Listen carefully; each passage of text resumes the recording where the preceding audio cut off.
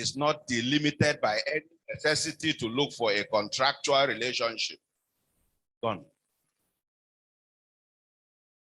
And you have a number of such decisions at the level of the Court of Appeal. So,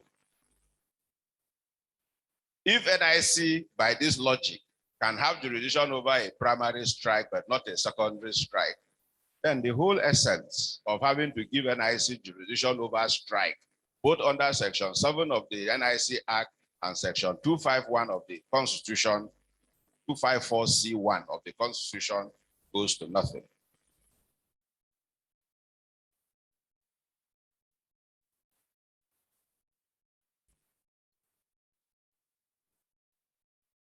Still, on the contrasting Court of Appeal decision.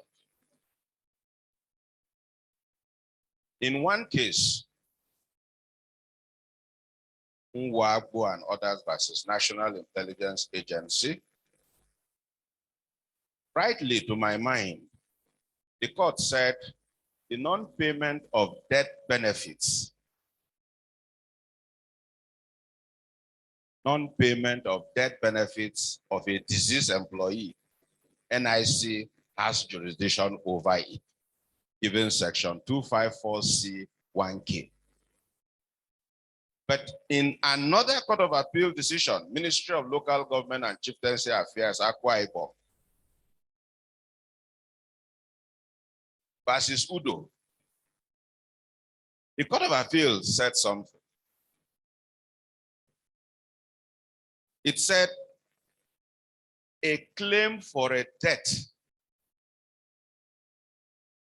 even if it is unpaid employment benefits, NIC does not have jurisdiction because there is no dispute if the quantum has already been ascertained.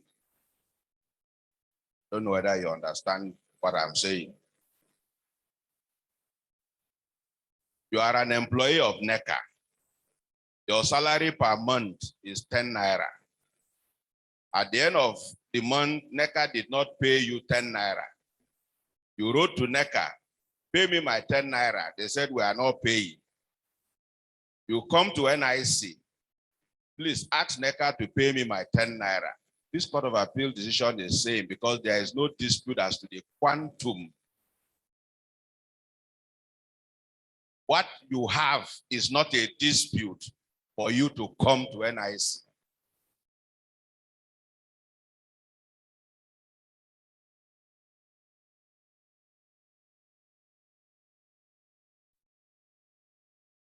But now you understand.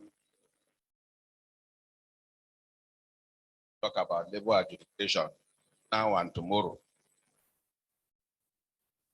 I'm sure you can appreciate how tomorrow will look like.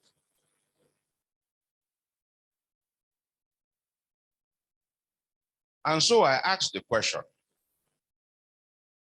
assuming even that there is no dispute as to the quantum of the monetary claim, is the very fact of refusal to pay not itself a dispute over its payment or non-payment to warrant the NIC having jurisdiction over it?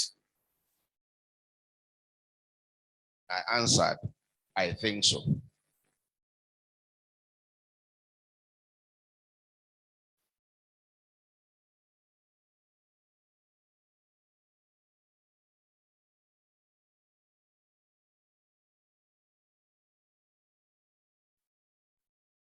Aside from issues of jurisdiction,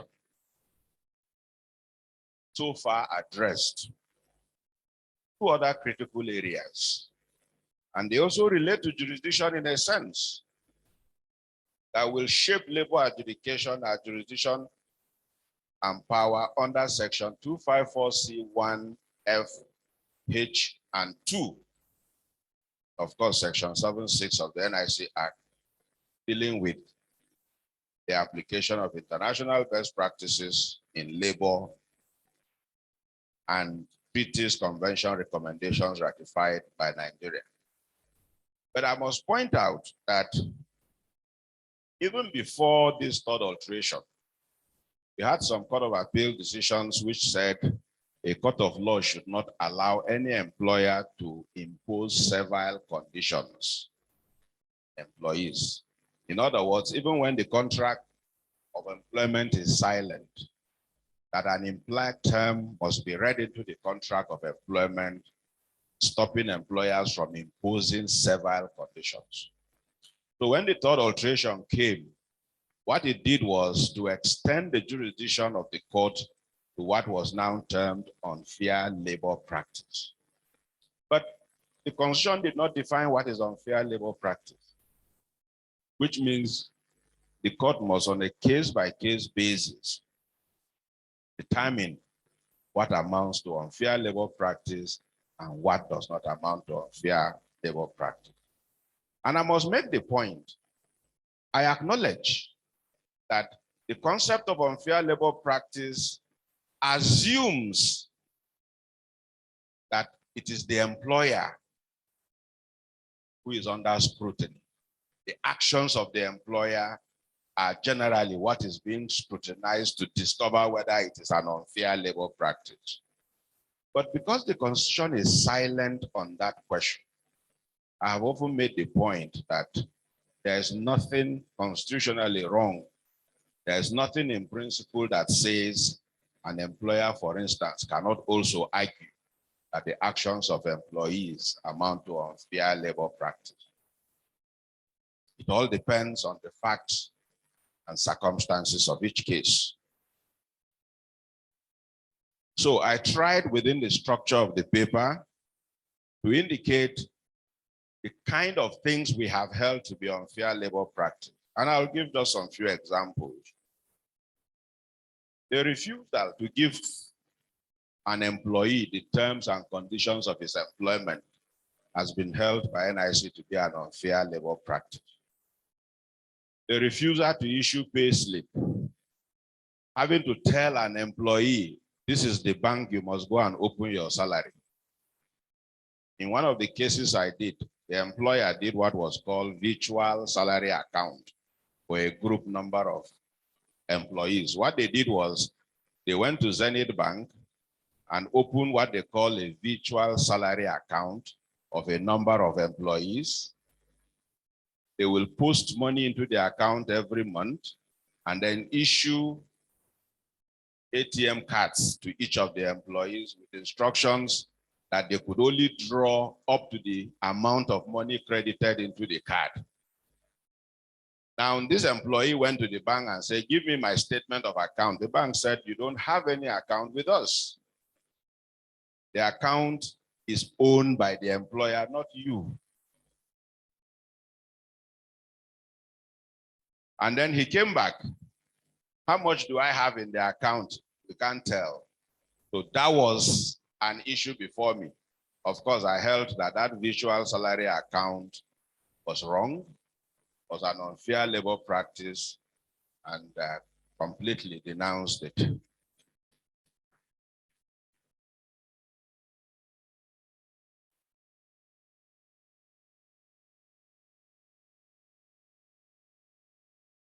The dismissal on false allegation has been held by NIC to be an unfair labor practice, just like a vindictive suspension and a vindictive denial of promotion has also been held to be unfair labor practice.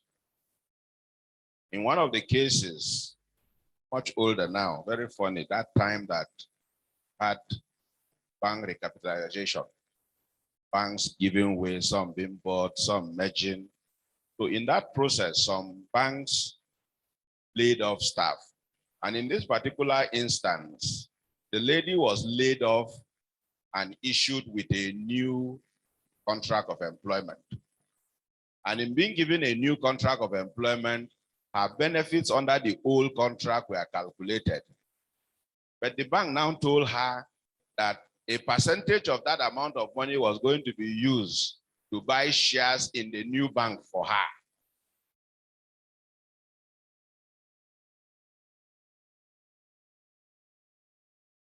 In other words, she was not going to be given a couple, and then the balance that they were going to open a fixed deposit account or something for her. Of course, I ruled that all of that was unfair labor practice and wrong.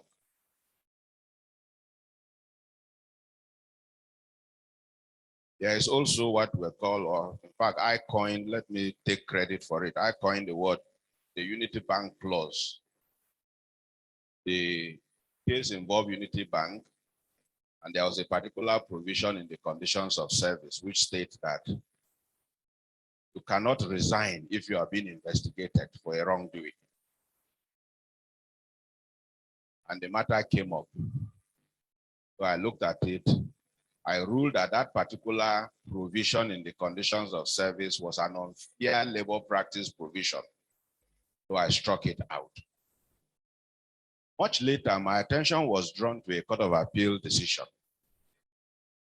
Of course, the Court of Appeal decision was prior to the third alteration. But the Court of Appeal said an employee who is suspended for disciplinary action and is being investigated cannot tender resignation. So it set me thinking.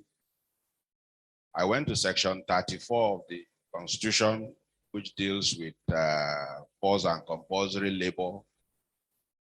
I went to, I think, section 73 or so of the Labor Act, which also frowns on forced and compulsory labor. And then went to the ILO Convention on Forced and Compulsory Labor.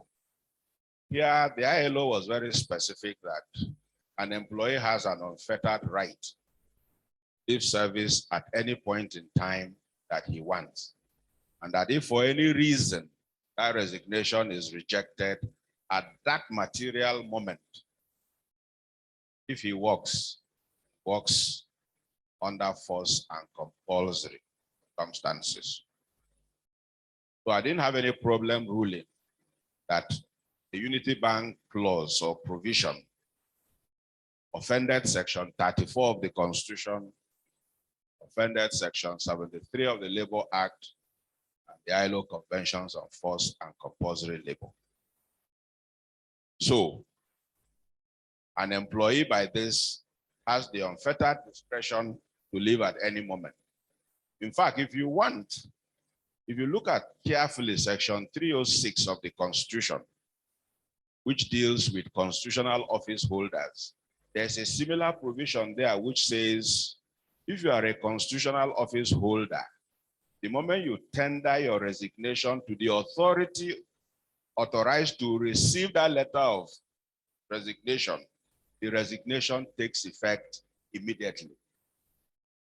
So, if in section 306 of the Constitution, we recognize that you can leave irrespective of what is happening, why should the rule be any different for normal employees? Of course, there are a good number of issues that may arise later. Issues, for instance, dealings with work references. If you are being investigated and you tender resignation and you leave, and tomorrow an employer or somebody writes and says, give us a reference on this chap who said he worked with you. Assuming as an employer, you wrote a work reference. He was being investigated when he tendered resignation, and consequently we had to allow him. Would you incur any liability if you are sued? So far, we've not had that kind of problem. But on work references, we have had a number of cases, and we have established the rule that an employer has a right to be given work reference when he leaves, and that the work reference must be truthful. Truthful.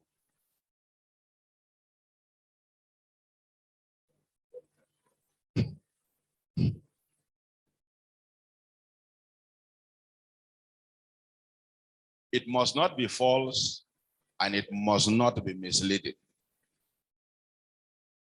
Those are the catchphrases. So how this will apply to given fact situations depend on what you bring before us tomorrow.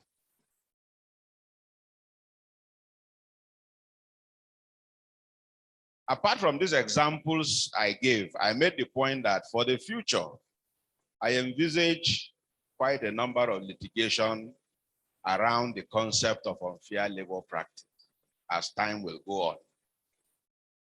Now, one other area I envisage a robust litigation relates to what lawyers like to call the ECOSOC rights. And this is the point.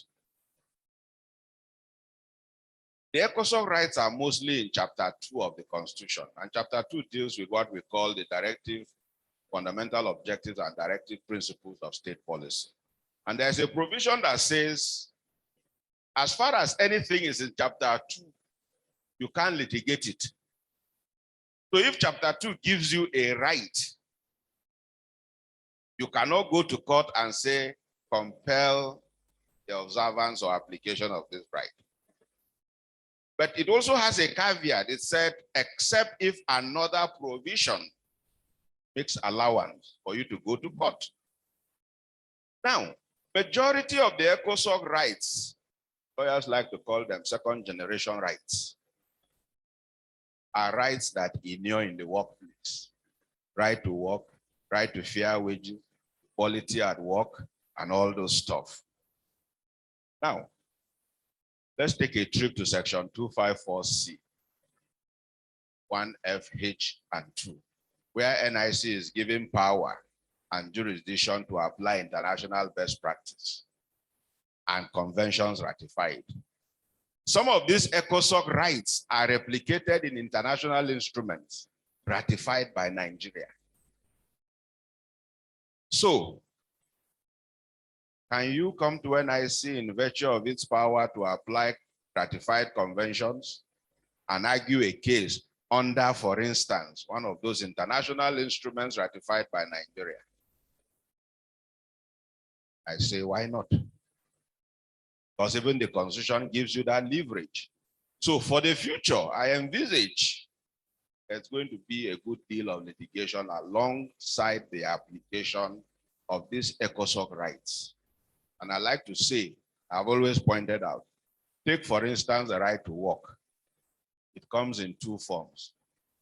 The right to get the work and the right to be given work when you get the work.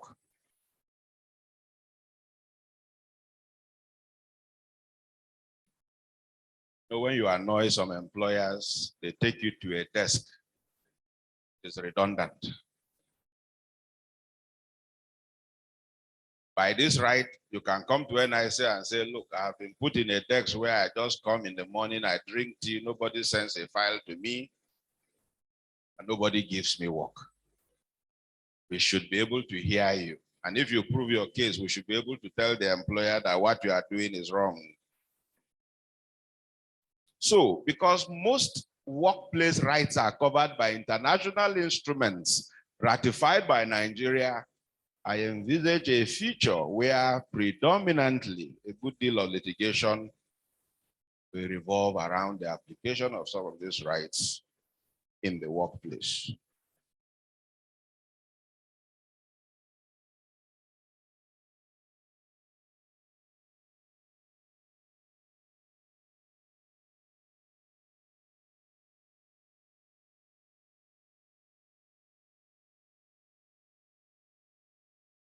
Given the strength and power of employers and the way employer group, even at the world stage, is pushing the concept of enterprise competitiveness and sustainability, I say it's a euphemism for flexibility.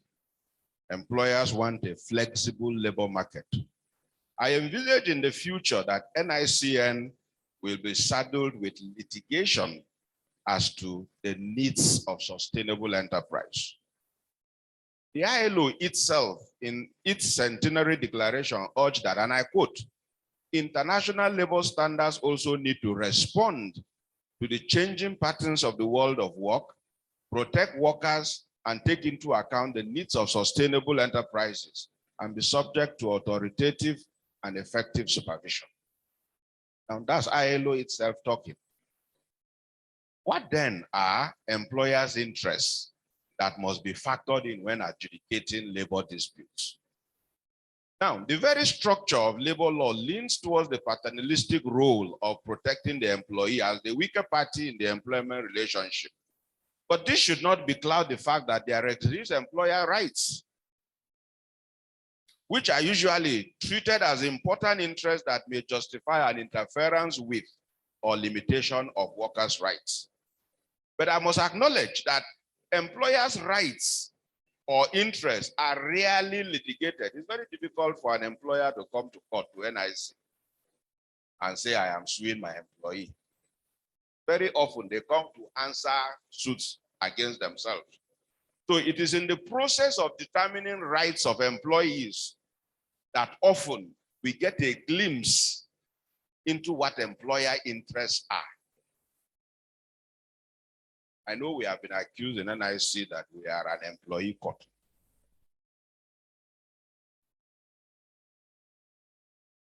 My answer has always been, because sometimes I like to be empirical.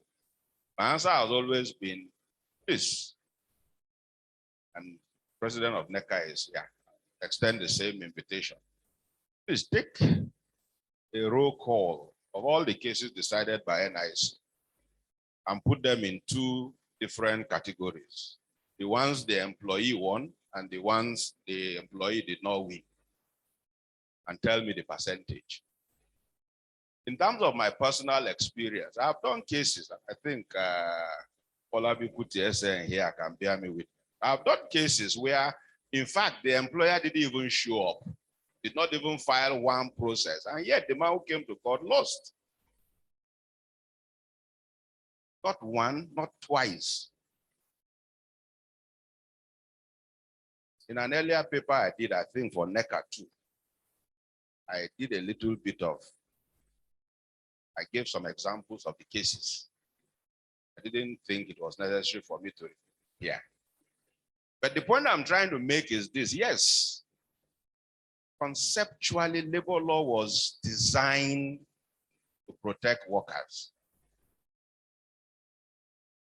But I don't think it's a sheepish design. If an employee does not prove his case, later on I'm going to talk about some of the things employers do for which they lose cases. If an employee does not prove his case, I'll give you a simple example. An employee who comes to us and says, I am asking for X amount of money as entitlement from this man. We have laid down in countless cases, two fundamental principles that must be established. Requirements. One, you must show an entitlement to what you are asking for. And we have said entitlement is determined by reference to an instrument. It can be a law, it can be the contract of employment, it can be the conditions of service, it can even be a circular. Where the entitlement is verbal, as where you come and say, he promised me a pay rise, it must be corroborated. Secondly, you must show how you arrive at the quantum. Now, let me give you a simple example. Gratuity is often determinable by reference to salary, right? Some conditions of service talk about basic salary with 1 or 2 or 3 allowances added. Some simply talk about salary. And don't forget, in the event of ambiguity, the rule is that you resolve ambiguity in favor of the employee. Am I talking? Don't forget that. So if you just said salary without determining whether it is net salary, whether it is basic salary, we assume it is gross. We assume it is gross because in the event of ambiguity, you must resolve ambiguity in favor.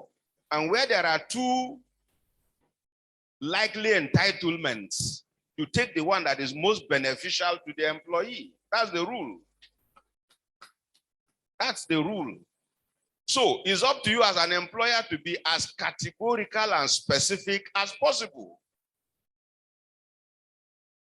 So if you come to us and you say you are claiming gratuity, and we look at the conditions of service, And the gratuity, for instance, says is a calculation of your basic salary. Now, by rules of pleadings, you are expected as a claimant to plead your basic salary. I will need 20 minutes when I'm just starting.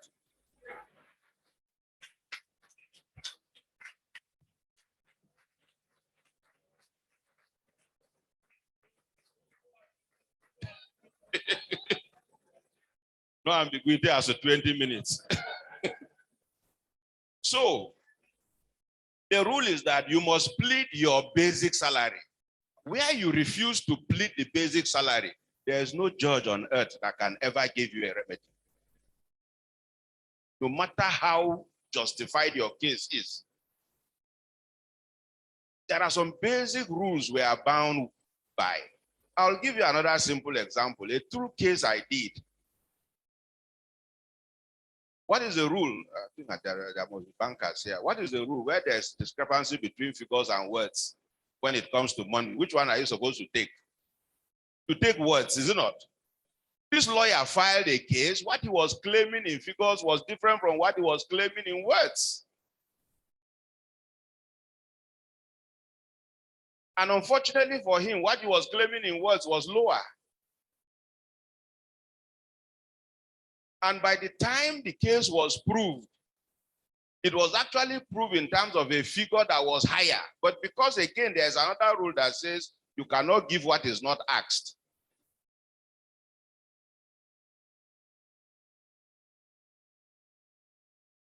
If you come to me and you said, I'm asking for 20 naira from my employer, and you prove that your employer should have actually paid you 100 naira, I can't give you 100. It's the 20 you asked for that I can give. Because if I give you more than the 20 you asked for, if NJC gets to know about that, I will face a disciplinary hearing. Because the rule is static. You cannot give a litigant what he did not ask for, or more than what he asked for. So, labor law may have been done to protect employees. That does not mean that in all cases cannot go without remedy. But it is in determining what the interest of the employee is that, like I said, we often have a glimpse as to what the interests of employers are. So I'll give you some examples.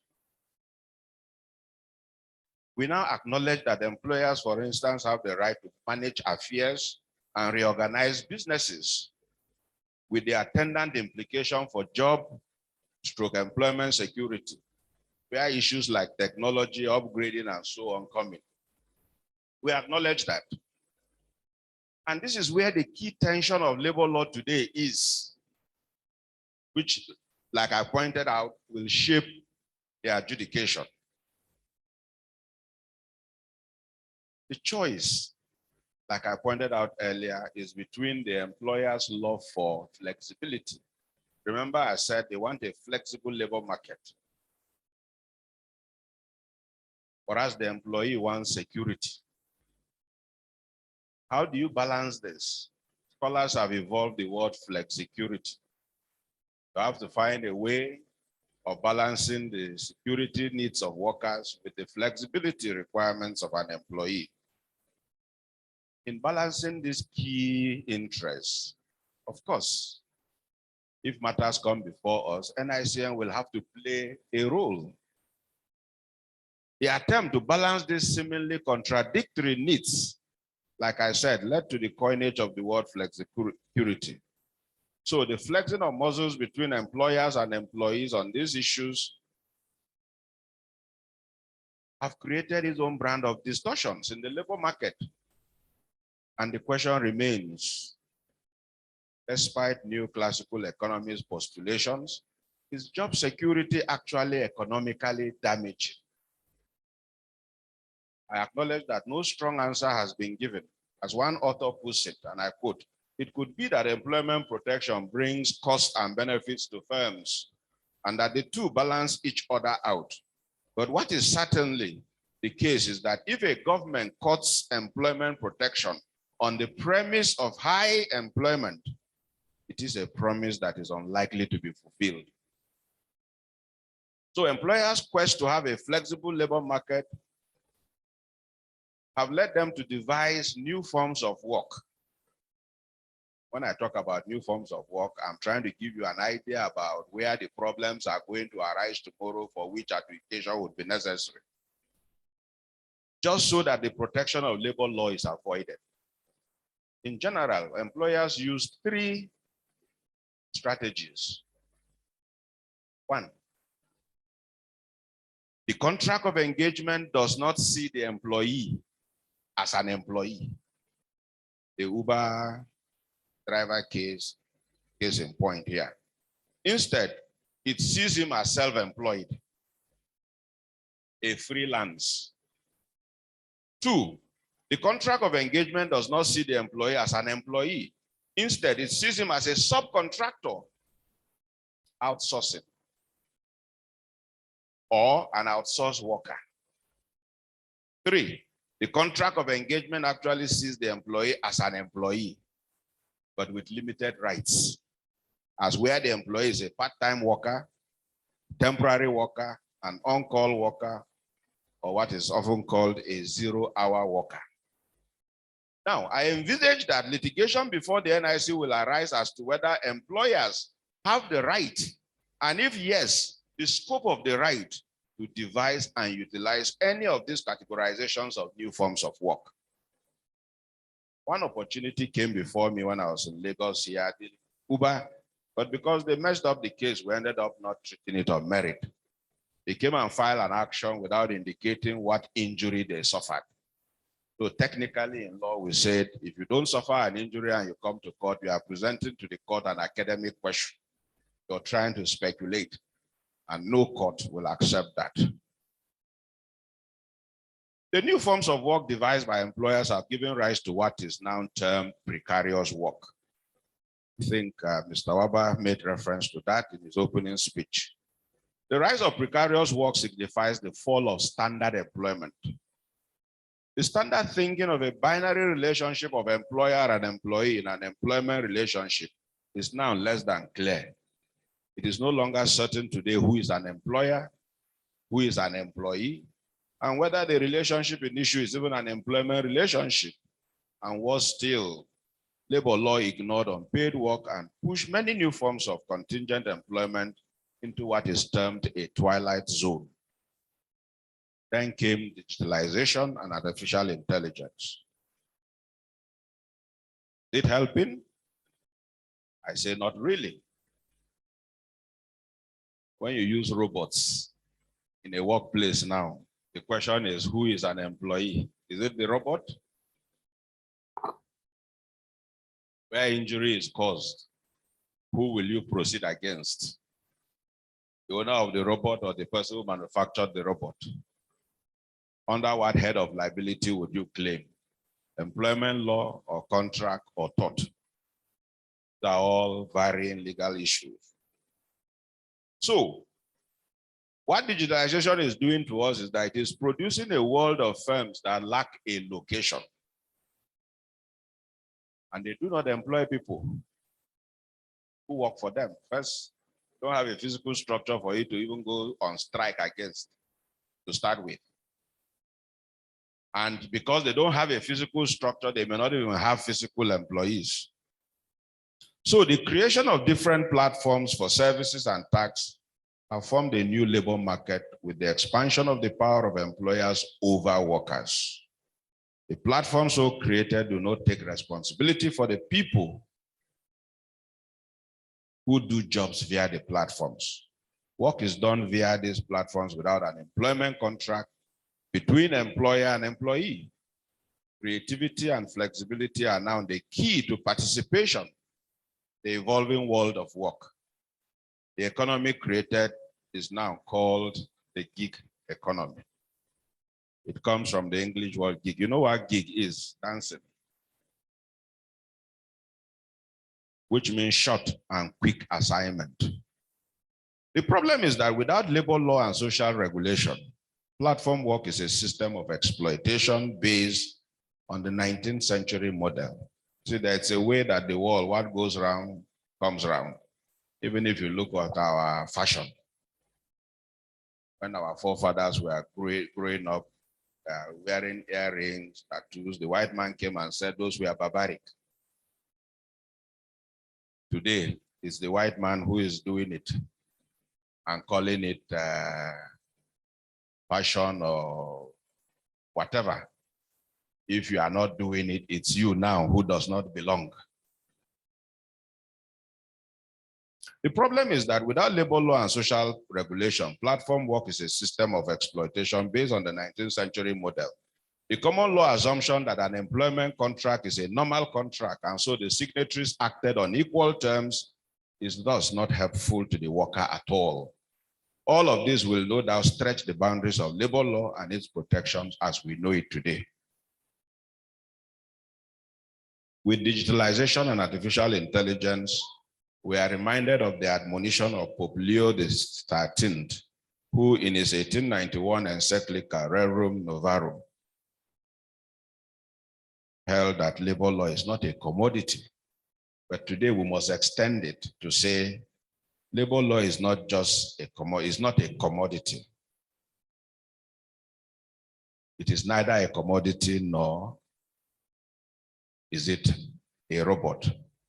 In other words, workers are not commodities and are not robots.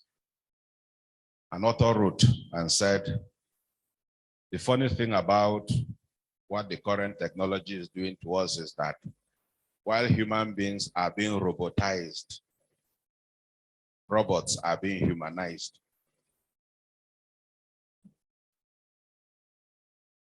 In today's digital world, workers would need a counter to big business. They will have to devise means of advancing their interests and lobbying government and international agencies on employment issues if they are to remain relevant. Workers will need to revitalize trade unionism, taking into account the gig economy. The fact that the worker is neither a commodity nor robot does not mean that the workplace has no robots and its attendant problems. The International Bar Association Global Employment Institute did a study which noted that the digitalization of the labor market has a widespread impact on intellectual property, information technology, product liability, competition, and for present purposes, labor and employment laws. Artificial intelligence describes the work processes of machines that would require intelligence if performed by humans. And key components of this are robotization, where you have production robots in the workplace, dematerialization, where physical goods are now being turned into virtual. We used to have CDs in terms of music and so on. Now, music is virtual. Don't have an iPad or whatever, can't access it. Then the gig economy, which I mentioned, and then the issues of autonomous driving. Now, what will be or already is the impact of new technology on the labor market? The truth is, all kinds of jobs, whether blue collar or white collar, will be affected. It is assumed that a third of current jobs requiring a bachelor's degree can now be performed by machines and intelligent software. New types of jobs are coming into being with creativity and science disciplines such as maths, statistics, computer science, the pure sciences as the key. It must be noted in this regard, however, that no jobs will be lost abruptly. Instead, a gradual transition will take place, which has already commenced and differs from industry to industry and from company to company. Now, those who are selling these new changes in the workplace have given us what some of the advantages are. For instance, in high labor cost countries, automation and use of production robots can lead to considerable savings with regard to cost of labor and products. Whereas humans become ill, have children, go on strike, and are entitled to annual leave, it is argued that robots do not. An autonomous computer system, for instance, does not depend on external factors, meaning that it can work reliably 24 hours a day, 7 days a week, and can even work in danger zones. Like during the era of COVID, when we're all shut down at home, the robot will still be working. As a rule, the accuracy of an autonomous computer is greater than that of a human, and it cannot be distracted either by fatigue or other external circumstances. Work by computers or robots can be synchronized and standardized to a greater extent. We are more prone to error, resulting in an improvement in efficiency and a better control of performance. For employees, there is the advantage that they have to do less manual or hard work. Repetitive, monotonous work are preferred to be done by autonomous units. What is it they say? Familiarity breeds contempt. Do something and you repeat it too often, you becomes monotonous and you are prone to errors. Then robots and intelligent machines can have not only supporting, but even life-saving functions. Seeing how robots are used in the medical field. But these advantages aside, there are side effects. For low labor costs, developing countries like us here, the moment we introduce robots, we're increasing our unemployment. Many employees and trade unions are hostile towards intelligent systems. Although AI is a phenomenon without which certain industry and services would be unthinkable, the reservations of employees and trade unions are primarily associated with the fear of massive job losses. With digitalization, work can be performed from any place. So the absence of fixed integration in an establishment encourages the weakening of employee representative bodies and will further reduce the number of unions. Digitalization increases the number of distance workers, given that work can be done anywhere, not necessarily in the workplace. The problem envisaged here is that individual employees will be unlikely to have the same opportunities to negotiate better working conditions. Unions, for example, see in the increasing digitalization of the world of work the risk of unstable working conditions. The work of unions and employee representative bodies is made more difficult because there is often no direct contact between the employees whose interests are to be protected and the negotiating parties. Majority of labor regulations, laws governing working hours, occupational safety, and so on, are based on the old concept of labor from the last century. Some argue unions are not only supposed to represent traditional workers, but they should expand their sphere of influence to crowd workers and highly qualified freelancers. Lawmakers will thus have to introduce new forms of employee representation structures if they intend to preserve the rights of employee representative bodies so that they are consulted and informed. There is a need of occupational safety. Robots often perform tasks that are highly hazardous. This has led to the creation of safety zones since humans and robots do not usually work together. Humans are allowed access only when the robot is switched off, or the robot automatically switches off itself when humans approach it. Then there's the issue of production faults, as well as software faults as potential safety hazards relating to autonomous systems and assistant robots. Here, unforeseen risk can appear at any time, and the level of risk here are two. The risk for the risk for the actual end product and the risk for humans working with the product. Then the use of partly autonomous systems leads to numerous safety hazards that can end in an accident at work. Because when an automatic procedure has been put in motion, it is difficult to stop it. Then there are complicated areas of technical work that cannot be taken over by a machine, or the takeover of which by a machine would be inefficient, e.g. innovation.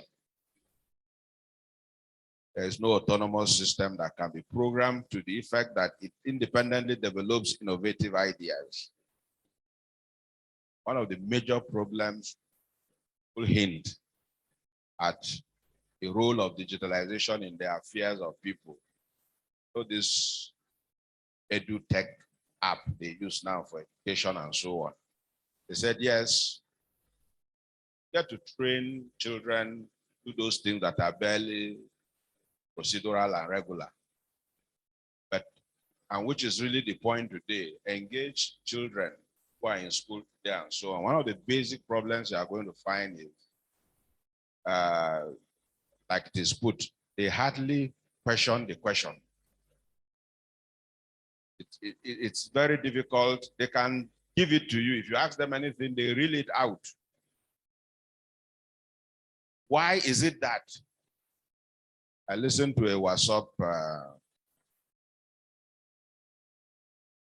clip. A Ugandan teacher said, our education system looks like a school for remembering. That while we are taught the features, the different parts of a tree, we are not told the function of a tree and the use of the tree. And that our medical doctors are just doctors to prescribe Panadol, because that is what the training harps on. So there is a need for voice of creativity to emphasize questioning the questions and just taking facts as on face value. Now, so what do we have from this flexible labor market that would affect labor litigation? The dividing lines between employees and independent contractors in the sector of digital work are disappearing more and more. This affects employees and employers due to increasing legal uncertainty. The risk of wrong classification is ever present. Where an independent contractor is classified as an employee, the additional cost in meeting employment protection requirements and benefits may escalate. There's the additional problem of the differentiation between employers and clients. It is becoming more common that it is not just the employee's employer, as identified in the written contract of engagement, who issues orders to employees. For instance, for groups of companies, it is not necessarily the employer who tells an employee what to do. The group of companies often include clients or franchise givers that have the power to define the individual employee's working conditions. Additionally, there is the model of an employer growing. Two varieties of this model demonstrate this. First, the case of employees employed by a platform or joint venture. Here, the employees will switch from one company to another. They work for every company connected to the platform that needs their special knowledge. Secondly, the case of a personnel leasing arrangement under which the employee is loaned out to another if the legal owner currently does not have enough work for the special employee.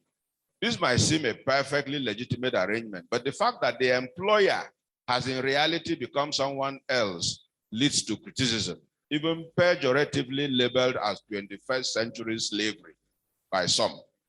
I must state that if the employee's employment contracts do not include an obligation to provide services for another company within the company group, personnel leasing will not be possible without their consent. In these scenarios, as to who an employer may be, it may be worthy to look into Section 91 of the Labour Act. If I give you a look at the definition of employer under Section 91, it says employer includes agent, factor, and so on. And what we have done at the level of the NICN is to interpret that provision broadly to say agents of an employer can also be sued in addition to the employer. And since even at the level of Supreme Court, we have authority that allow for co-employer status, we do not strictly make distinctions as to who is actually an employer once the two perform the functions of an employer towards an employer. We deem them to be suable. And if the employer gets a verdict, it will bind both of them. Then comes the problem of liability among producers, employers, and employees.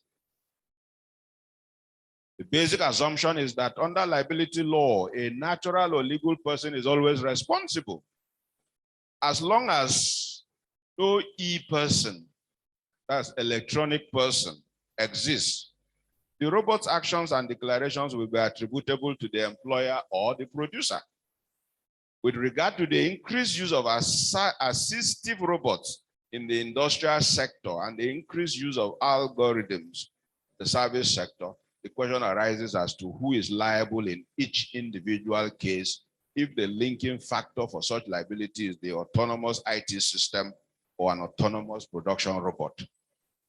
The employee who operated the system incorrectly, or the producer if the system contains error of any kind, or the employer who made the system available. Now, these are all areas that litigation is going to come, for which NIC may be called upon.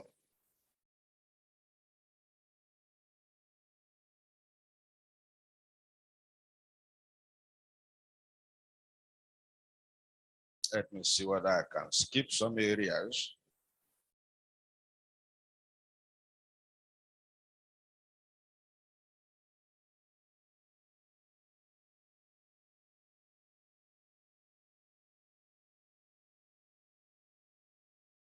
Then I make the point that there are other rights and interests of the employers that tie in with their quest for flexibility. So you would look at right, for instance, to change conditions of service, the right to post-transfer an employee, the right to promote an employee. But just like the employee also has the right to reject the promotion. In fact, the Court of Appeal said promotion is not a right, it's a privilege. An employer also has the right to declare redundancy and lay off employees. But as you all know, the only provision in Nigeria dealing with redundancy is Section 20 of the Labour Act.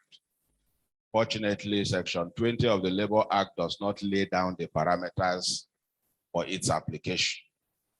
Maybe here, the NIC's power and jurisdiction to apply international best practice and conventions may come in handy. So I envisage that if there is a litigation on issues of redundancy and the lawyer in issue can bring to the fore international best practice in this area, it shouldn't be too difficult to convince the NIC to apply same, even when Section 20 of the Labour Act is silent. Now, in the spirit of social dialogue and to resolve disputes as quickly as possible, an employer also has a right to declare an industrial or labor dispute, a right he shares with the Minister of Labor, the workers themselves. Then there is the employer's right to discipline, which includes suspension, termination, and dismissal of an erring employee. I must point here, since the third alteration, for instance, NIC has now recognized what is called constructive dismissal. In other words, where the actions of an employer force an employee to resign, it will not be treated as a simple issue of resignation, but one of constructive dismissal. But I recognize that neck deep in the question of flexibility, the employer's desire to have an unfettered right to hire and fire at will. How this operates in practice is now the issue. I know a good number of NIC decisions have applied, for instance, Convention 158, which Nigeria has not ratified, but they have applied it as evidence of good practice. And here, I find this is one of those areas where you find the role of counsel. I don't want to say it being questionable, but not being up to optimal. If a council comes to court and say, apply Convention 158 as evidence of good practice, you expect the opposing counsel to say, no, it is not evidence of good practice, and show how it is not evidence of good practice. When I was in Geneva last year, in fact, in one of the presentations by the employer group, for instance, they drew attention to the fact that about 30 countries did not ratify Convention 87 and 98. No, 87. Because the issue had to do with the right to strike. And as far as they were concerned, that 30 countries in the membership of ILO refusing to endorse Convention 87, that Convention 87 is accordingly cannot be held out as binding on all the other members. I'm raising that just as an example. For us in NIC, I have never seen a lawyer who, for instance, was that methodical in making an argument like that.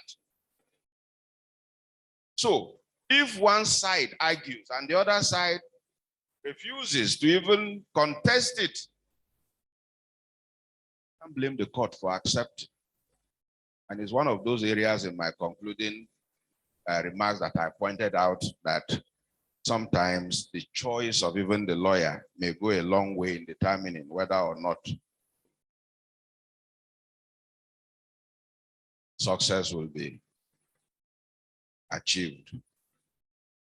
Then I made the point that just as a laborer who works deserves his wages, the right to wages, so too a laborer who does not work does not deserve any wage. In law, as in logic, they say the converse of a proposition commands the same respect as the proposition itself. So we find that the employer's right to deduct wages, especially in the event of a strike action, no work, no pay rule. In fact, by ILO jurisprudence on strike pay, and I quote, salary deductions for days of strike give rise to no objection from the point of view of freedom of association principles, unquote. And specifically in paragraph 950, the state salary deductions for days of strike should only apply to workers who have taken part in the strike or a protest action. So given the incessant strike faced by all sectors of the economy in the country, I envisage that one area where litigation before the NICN will rest will be the scope and conditions of the right to strike, which employers never believed was covered under Convention 87. To employers, Convention number 87 does not contain any rules on the scope and conditions of the right to strike. And then I make the point that as at today, 30 ILO member states have not ratified Convention number 87. And so employers have continued to question even the Committee of Experts application of Convention and recommendations position that Convention 87 contains rules on the scope and conditions of right to strike, and have urged that the Committee of Experts take a second look at the matter. Whether this will be done remains to be seen. So the world of work and the rules that govern it appear fluid. And the task ahead of all is how to ensure a future of work that is just. A commentator, and here I must thank Mr. Waba, he gave me the book, where this commentator, it's a seminal work titled Still Work to be Done, the Future of Decent Work in the World.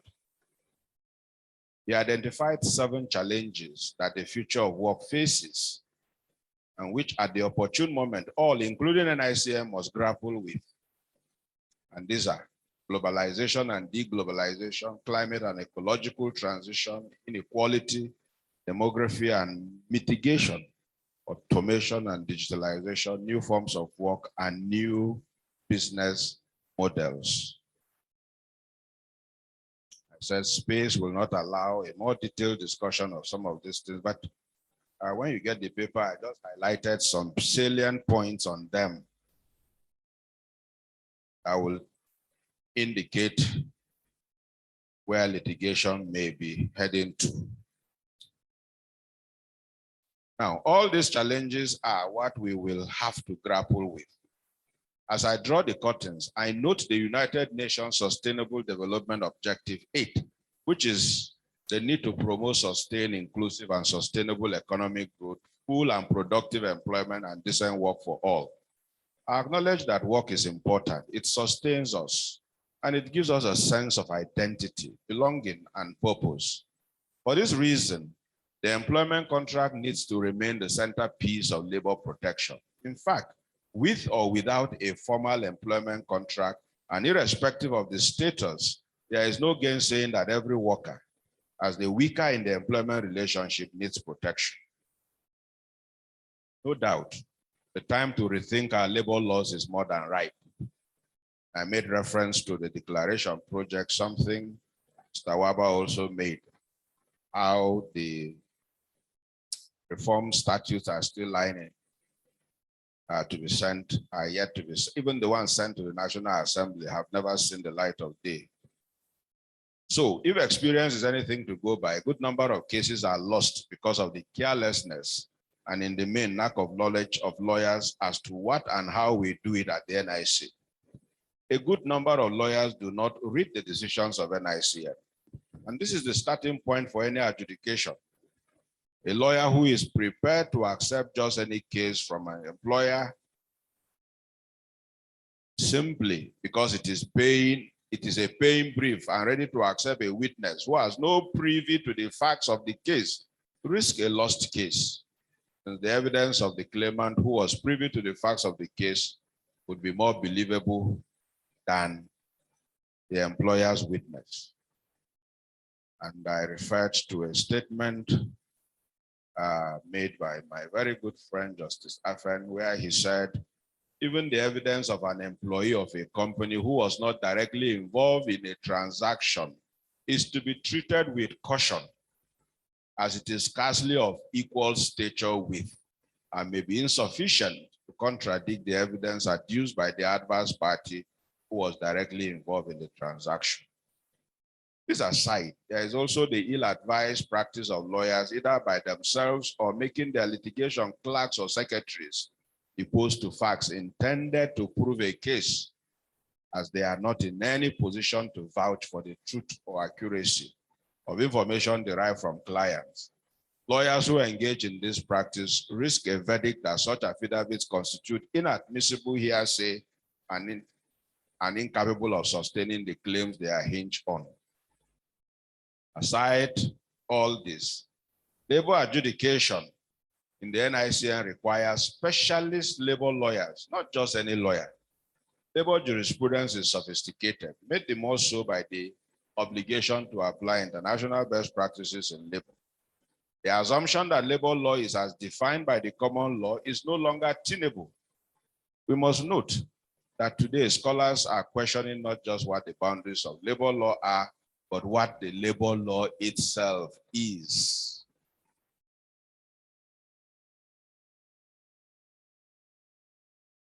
As we now ruminate on labor adjudication, we must be reminded that the talk today is mainly about the identity crisis of labor law and the extravagant individualism of the common law. There is the debate as to the choice between individuation of labor rights or their collectivization.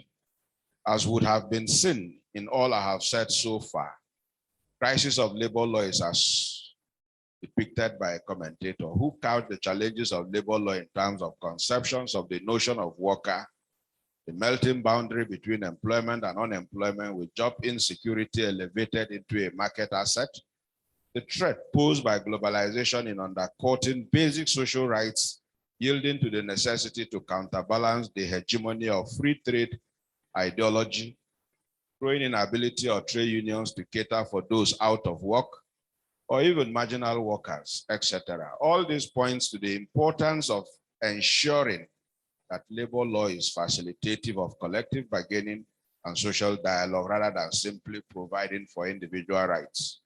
It is within this context that I must state that a quiet revolution regarding labor jurisprudence in the country is currently going on at the NICN since the promulgation of the third alteration to the 1999 Constitution. And it is this that will shape labor adjudication in the country now and in the future. I thank you for listening. Can we rise and appreciate my Lord, Honorable Justice B.B. Kaim, President, National Industrial Court. Thank you very much, sir.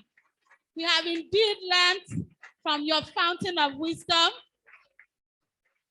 a very thought-provoking paper. Thank you very, very much. I would like us to use this opportunity to just meet two people and ask and discuss. Okay. All right, we are going on to the panel session. And all the questions will be after the panel session. I'd like to invite for the next session our moderator, Mr. Chuma Nwankwo, who will be leading the discussions on the panel session. Mr. Chuma Nwankwo, can we please appreciate him as he comes to the podium?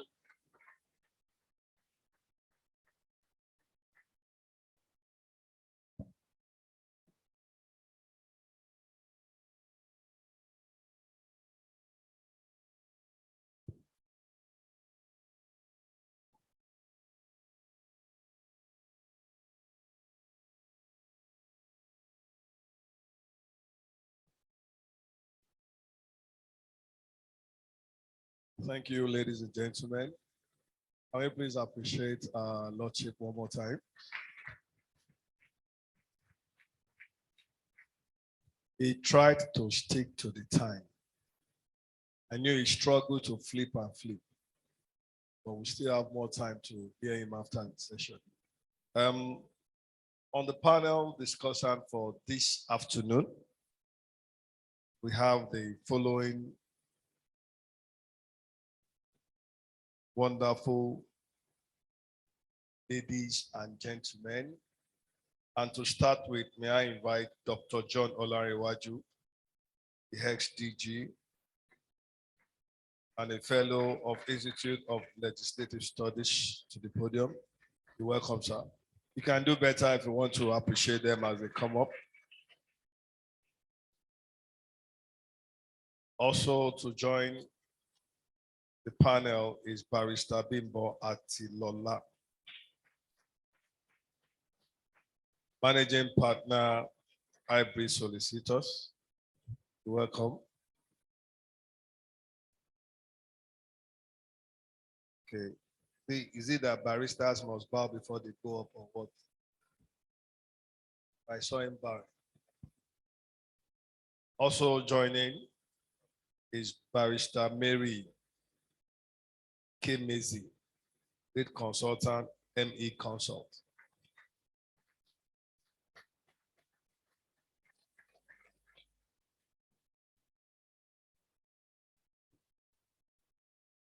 You didn't bow. Okay. Also to join is Dr. Brown Igbefun, MD Accolade Independent Mediators. Let's appreciate him as he comes up.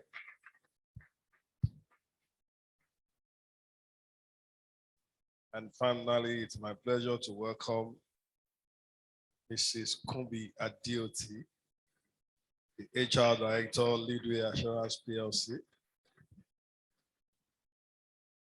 So at this point, I'll be handing over to Mr. Chuma Nwankwo.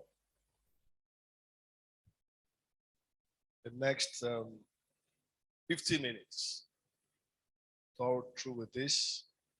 And after that, we take all the questions together, including questions. Thank you. Okay, thank you very much. In the interest of time, I ask for your indulgence to keep the existing protocol already laid by all previous speakers. I'm very pleased to moderate a panel for a topic such as the one we have for today. And I would like to introduce the session this way. One of the pillars of enterprise sustainability is labor. This clearly implies that labor is critical for business growth and competitiveness. Labor conditions are important for a country's economic growth. Labor conditions are linked to social justice, and labor conditions are indispensable for sustainable development of society. Labor has rights, but so also do employers and other stakeholders in the country. Unfortunately, sometimes various acts of omission of some of these rights are breached. Therefore, the effectiveness and quality of dispute resolution systems and labor adjudication become very, very important for balance, peace, for harmony in the workplace. The Honorable Justice has delivered a paper that has everything in it. It is actually difficult for us to, in 15 minutes, look at the various aspects and issues that he has brought to the table. But I promise you that he has done the heavy lifting, which enables us to pick on any aspect that we are interested in. Further explore that in the panel. And we have a good panel to do just that. I'm sure you are willing for us to get on with this, but first, here's the format of the session. I will lead the panel members with a couple of questions to each one of them, and then we listen to their answers. In the end, in the later phase, we will then come to you, audience, for comments or for your own questions. Do I have your permission to proceed that way? Thank you. I would like to go into the panel discussions straight away. And Dr. John Olaruwaju, please allow me to start with you.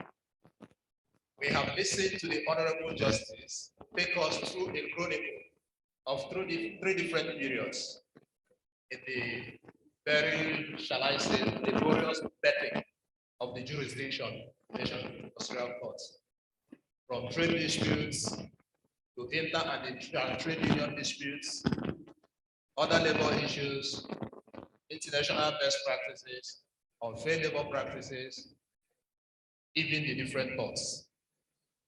As an informed observer, I would actually like you to weigh in and give us your assessment of success. And feel free to also chip in if there is anything you are missing work of the National Industrial Court. Dr. John, please. Okay. Okay, thank you so much for, again, let me join others to commend NECA and the well-delivered paper of the National Industry. Of course, I'm not surprised. He himself is a scholar, and we don't expect anything less. Permit me to say that the objective of dispute resolution in any organization is to ensure industrial peace and harmony. So all the reforms that have taken place in the National Industrial Court, which is ably captured in 3 phases, from 1976 to 2006, from 2006 to 2011 and 10, and up to this period. All those reforms were directed at strengthening the power of the National Industrial Court to make it autonomous and be able to take a decisive action on labor issues.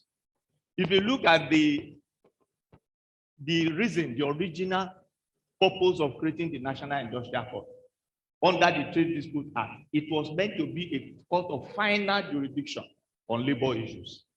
Unfortunately, in the process of the development, there were so many challenges of being able to exercise authority exclusively in this area.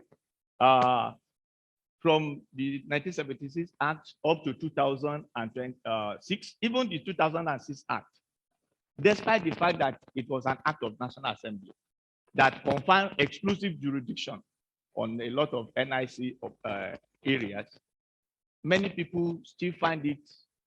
In fact, there was a Supreme Court decision that referred to that act and make the National Industrial Court a court of inferior record. So it only created confusion, people moving forum shopping. But we are glad that the 2010 constitutional alteration actually gave autonomy and a lot of independence to the court.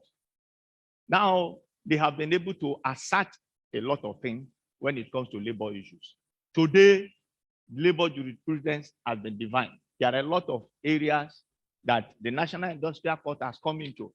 And today, issue of jurisdictions of union, they have also expanded their scope from basic trade union matters to employment relations and to virtually everything, even if they still have one or two areas they are contending to. Let me state that for industrial relations practitioners, the arrival of National Industrial Court as a court of superior record signifies the fact that some of the draconian labor laws, conditions that are implemented in the workplace may not be permitted again. We have seen it in a lot of cases that they have decided, especially issues of unfair labor practices. Employers now we have to take interest in what goes into their condition of service. It is very necessary. And people must, because if you put things that are contrary to international best practices that offended the fundamental rights of workers, they have a right of redeeming the act. Then, of course, the good aspect is the fact that despite series of appeals and conflicting definition of some of the jurisdictional areas, the National Industrial Court has also involved as a specialized court on labor matters that we can make reference to. Sometimes the issue of forum shopping, the issue of moving from one area is no longer there. Then the issue of international best practices, the ILO Convention. Nigeria is a signatory to ILO Convention, and a lot of our labor laws are also expected to reflect the international best practices. I wish to state the fact that one of the issues that has limited most of the National Industrial Court issues, especially when it comes to mandatory dispute resolution procedure, is the fact that if you look at it, the same instrument that created the National Industrial Court at inception also created the IAP, Industrial Arbitration Panel, conciliation and mediation. But why over the period of time, we have had phenomenal transformation of the National Industrial Court over a period of time. All other procedures for dispute seems not to have received similar attention. So we don't have an integrated and holistic approach. In most cases, the IAP and others are still brought down to bureaucratic problems. Most of the cases that go to National Industrial Court, some of the people go there because of the fact that they can have immediate attention and quick action. Sometimes when you go to the dispute resolution system, it's a lot of bureaucracy. It goes through the minister, it goes through a lot of areas, and some of these things take a long time to resolve. So people have more confidence in going to National Industrial Court where they can get judgment, and it's supposed to be a final court of judgment when it comes to labor issues. Then again, we have the case of the emerging future of work. ILO is concerned about what is going to be the nature of work, the relationship between employer and employee.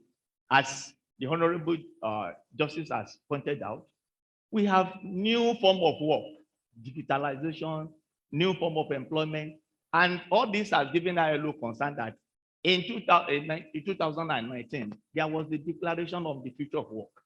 What is going to be the future of work? Because the main way of employment relationship, worker, employers, trade union, are they going to still be there when you have different form of work, freelance writing, digitalization, online workers. How do we define this when it comes? And I think these are areas that should concern employers as we move to the future of work. And I'm also glad that even the ILO in the country now is coming up with a program to address the challenges and opportunities that will be there for the future of work in Nigeria. So why I have seen the National Industrial Court evolving over time for having becoming strong and effective when it comes to labor issues. We must ensure that other dispute resolution processes is also strengthened to make the work of the National Industrial Court at least better.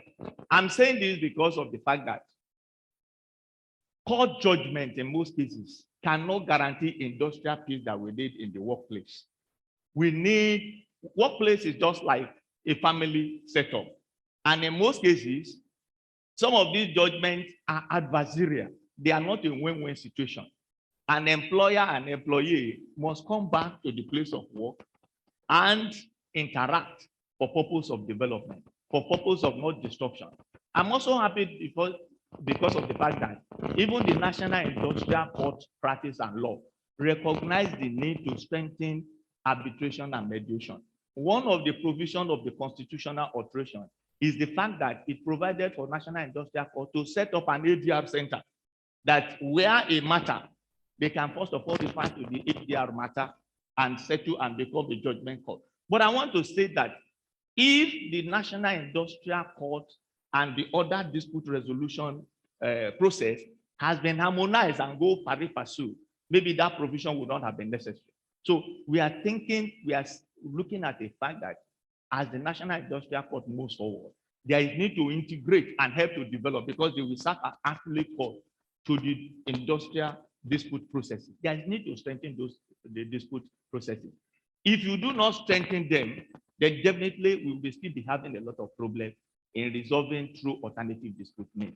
I also want to state the fact that another important area that we also need to is the fact that this court, like the Honorable Justice has pointed out, even among the practitioners, is still relatively unknown. It's a specialized court, and it serves the interest of the training. So there is need for more engagement like this, more training, more exposure, so that people will know the provisions of the National Industrial Court. And I think today is an eye opener. So going forward, we need to say the fact that there is need for the National Industrial Court, some of the areas which they have already make determination and they have jurisdiction, guys need to consolidate on them. For areas that we still have disputes, of course, maybe there will be a way of resolving it so that they become autonomous. But today, we are happy that they are there to give effect to the labor direction of the country. I also believe that this can only be done effectively if other dispute resolution systems are also integrated. Then secondly, the law for which some of these things are based on, the labor law in Nigeria, they are not only obsolete but outdated. Some of the provisions of this law cannot even be tapped. For instance, under the Labor Act, you have a situation where a fine is prescribed as 1,000 naira, 500 naira, which has been done since 1976.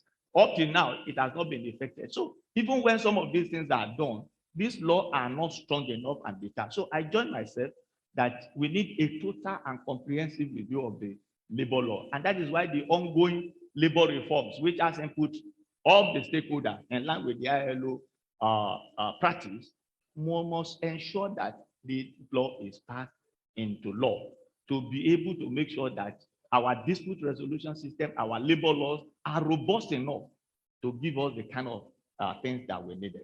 So I believe that going forward, National Industrial Court has done a tremendous work over a period of time. They still need to, they will continue to go ahead. But I believe that for them to be effective as appellate courts, there is need to develop other machinery, reform them, because as the IAP stands today, the confidence of the stakeholders is very less. And even the type of cases that go to IAP today is limited, and their scope is also limited. Not only that, a lot of cases are withheld in the ministry after conciliation failed. They are not referred to IAP. So these are areas that we must also do. Then secondly, there is also need for us to ensure that the processes. Okay, next. So in conclusion, I believe that the National Industrial Court has done tremendously well, Okay. and there is need to integrate other processes. Okay. I imagine that Dr. John was so passionate about the fact that the dispute resolution systems all have to be strengthened, because in the TDA, the NIC and the arbitration panel started the journey at the same time. And he's recommending strongly that it should also be strengthened so that we do not overburden also the National Industrial Court. I guess the audience recognized that you were so passionate that you made a point about strengthening so many times. Well, that's an interesting perspective. And then before I noticed that we are shaking your head and agreeing to some of the things he said. We will certainly come back to the issue of arbitration, and we will also touch on the issue of alternative dispute resolution, which you mentioned. You also talked about unfair labor practice, and that immediately strikes me like an area where I would like to jump to immediately. And Kumbi, I'm going to bring you into the conversation right away on unfair labor practice. It's clear that there is no code for the moment on what unfair labor practices are. The Honorable Justice has kindly led us into the decisions, the decisions that they have made on unfair labor practices. And those examples were obviously cases of unfair labor practices by employers against the employees. He has kindly acknowledged that it could be the other way, unfair labor practices by employees against employers. So Kumbi, as someone who is in the HR field, and noting fully well that it is not our prerogative to pronounce on unfair labor practices, that is for the courts. But I would still like you to share some examples of some of those things, acts, events, or actions from employees that you kind of say, I think this will qualify as unfair labor practice by an employee against the employer.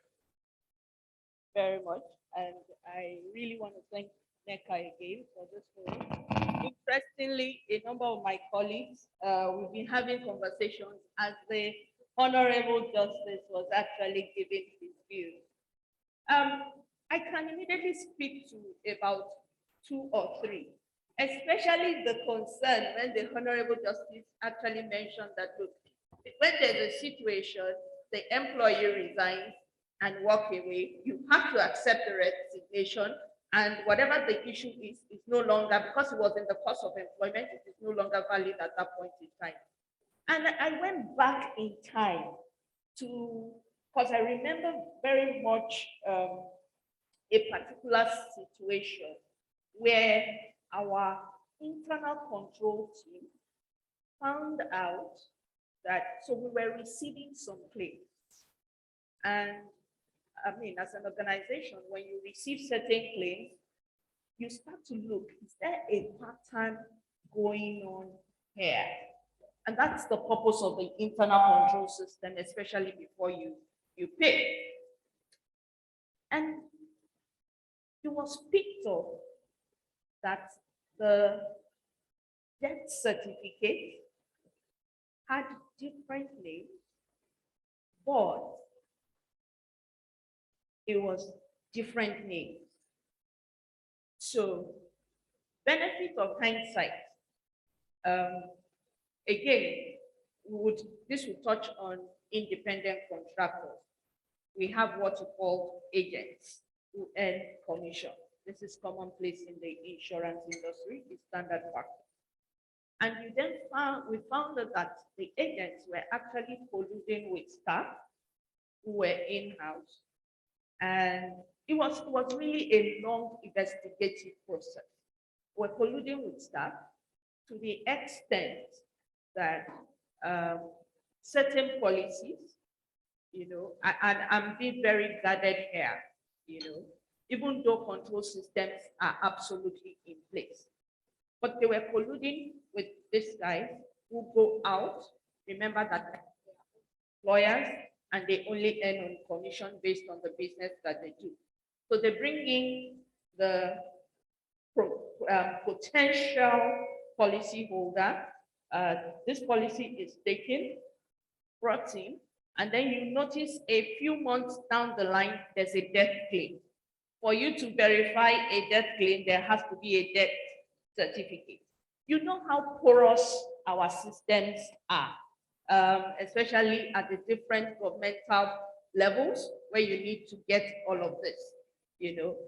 And the minute you do the find out that it was easy to do, you know, you came and the claim went through, it's always like rats to the crumbs, right? And a number of them, it was almost like a coalition in the system. And just at the point, of course, by the time you found out that that was very fraudulent, not only it has become a criminal case, not just breach of code of conduct, not breach of disciplinary guidelines that are within the organization, because right now they are now working even with institutionalized authorities to even make such a thing happen. Now we had a number of them eventually, you know, we went through the investigative process and we had to hand over to the police. But one or two decided to resign before the completion of the process. From the perspective of the HR, you are protecting the organizational culture. You do not want to breed that. You don't want a precedent. And, you know, managing all of that in itself leaves you with gray hair, leaves the organization very vulnerable, and you are left with no choice but even to scale up in terms of technology. And we've been having conversations around technology and the possible impact, even on the workforce. That is a clear case, you know, that we can discuss here that is really tremendous as it were. Of course, there are other instances where we've had relationship managers who then go out in the course of the work, because you need to have conversations with your client, and then you begin to promise the client that I will fast track your case, just pay some extra, which in itself is wrong, because there are standard, by NICON standard, there are prescribed pricing, as it were.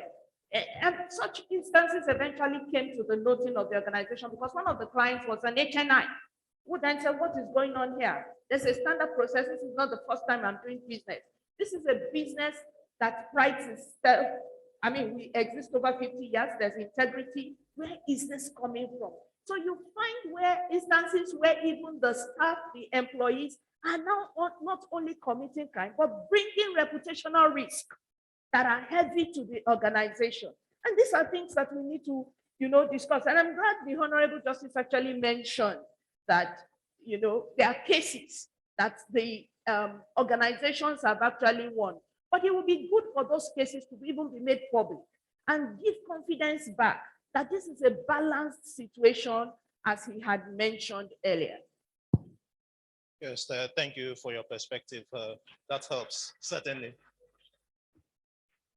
Okay, I'm going to go to one big area that I know for employers is a cause of concern, and that is termination with reason.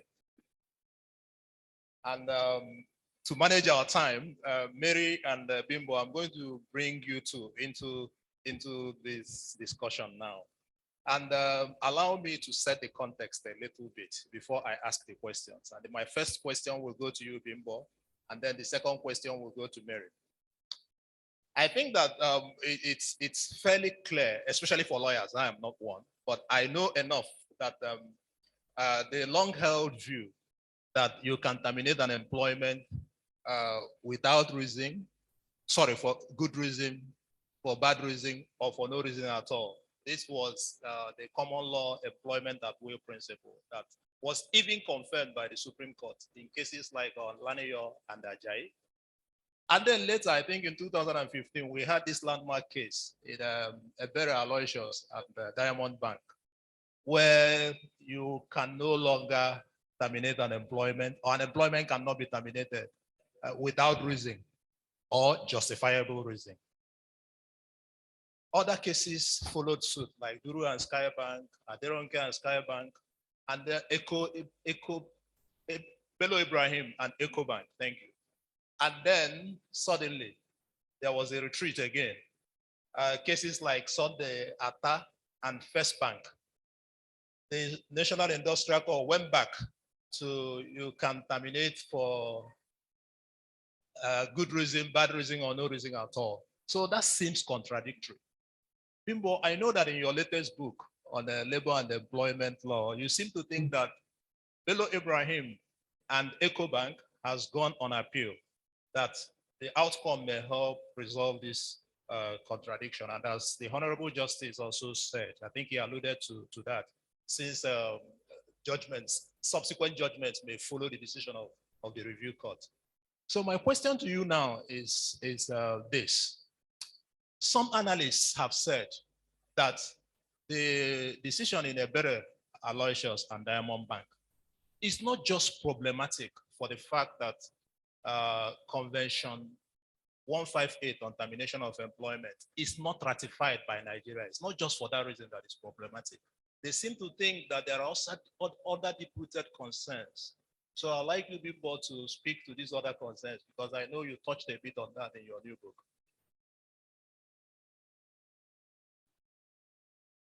President, National Industrial Court, and Masters of Jurisprudence, I can never be tired being in your class.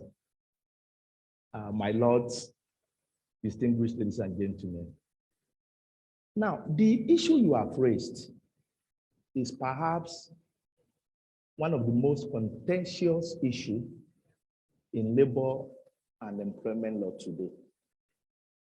It is so contentious that even as practitioners, when we are asked to offer legal opinion, we must draw attention of our clients to the various decided authorities.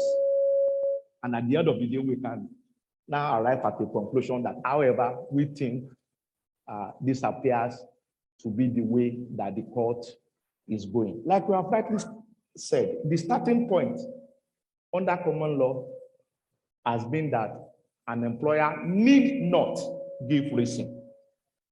And as such, the usual expression, services no longer required, has been held up to Supreme Court level to be valid terminations. And in fact, judicial authority at Supreme Court level are so many that, I mean, it has always been the norm that nobody asks questions. But the idea that employers now need to give reason was first mooted in passing in a decision of the National Industrial Court, the case of Pegasan versus Schlumberger Hanadu.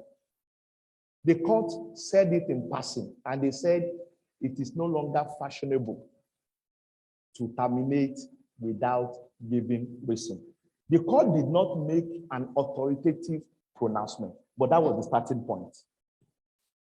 Then later, in Abolade versus APM terminals, the court also made reference in passing, like obita, as lawyers would say, that termination, it appears globally that we must now justify it. However, in Ebere Aloysius, the celebrated case of Ebere Aloysius versus Diamond Bank, my noble lord, Honorable Justice Olalere, hit it on the head for the first time, because previous decisions have been dancing around it. That, look, gentlemen, globally, you must give reason to that.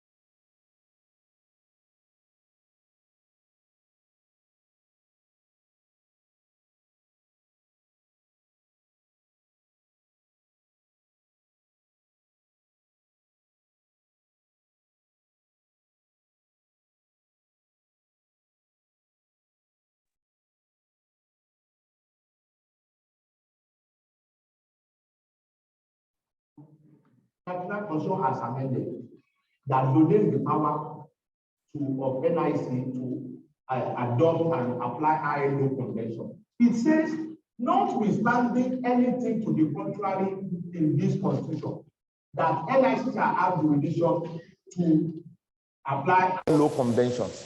And the word notwithstanding anything to the contrary has been interpreted by judicial decisions to mean that it has excluded the application of Section 12 of the Constitution that requires domestication.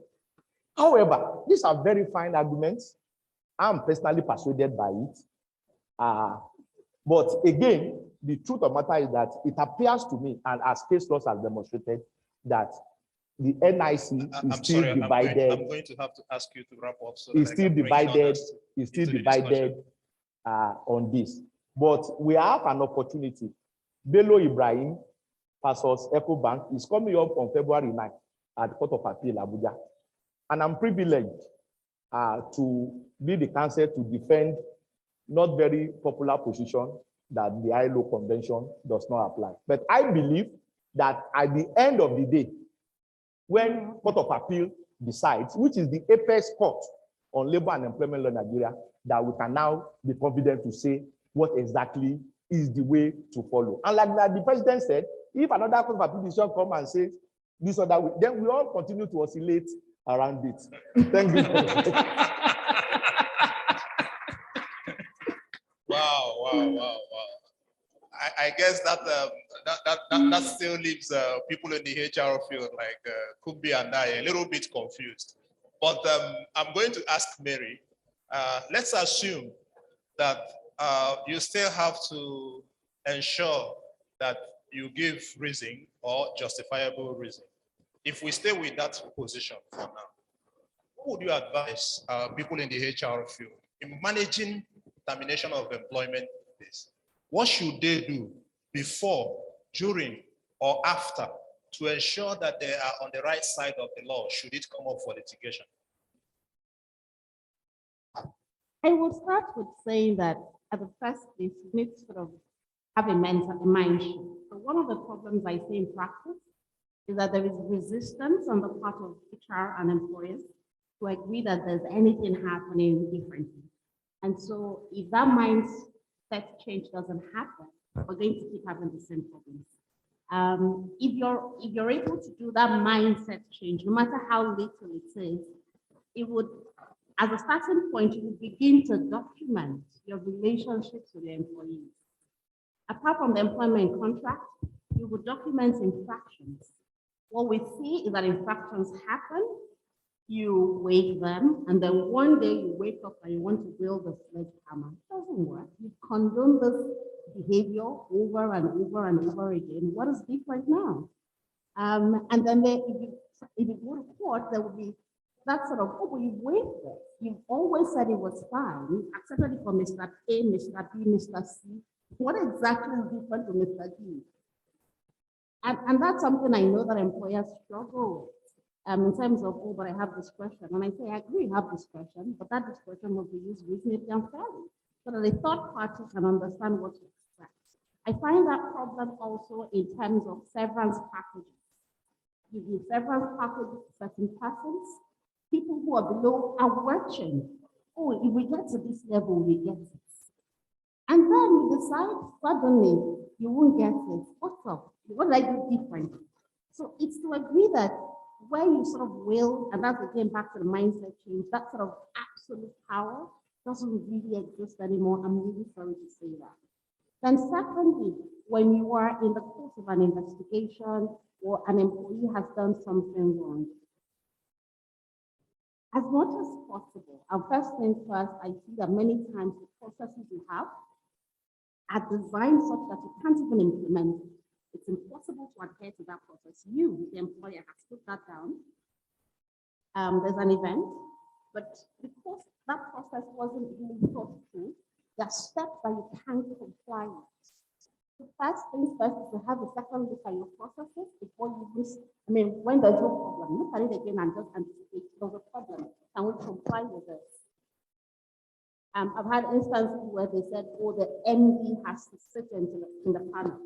And the person who's been investigated is the MD, and nobody has thought about what will happen when the MD departs. What then do you do? How do you ensure that justice is done?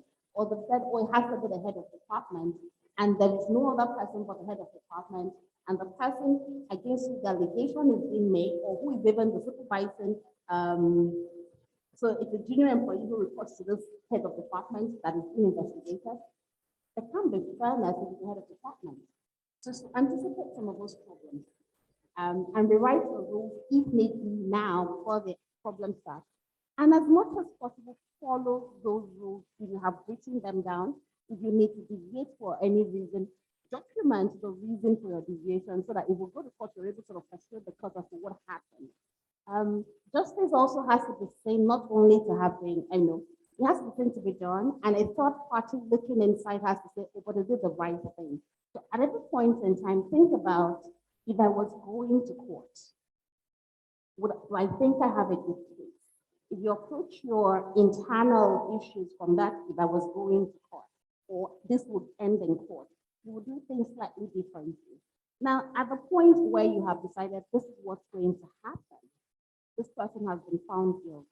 I know many times you come to us and say, oh, has been a great employee. You don't really want to sack them. My recommendation, I know some of my colleagues disagree with me, is document that sack first, have the employee write an appeal, document that in your file, and then reduce it. And so there is paper trail showing what exactly happened and why we changed our mind. I know some colleagues disapprove. This is what my own recommendation is.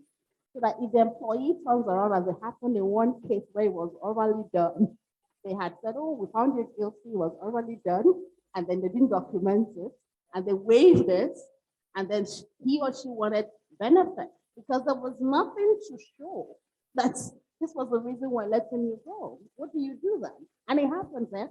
We're dealing with human beings.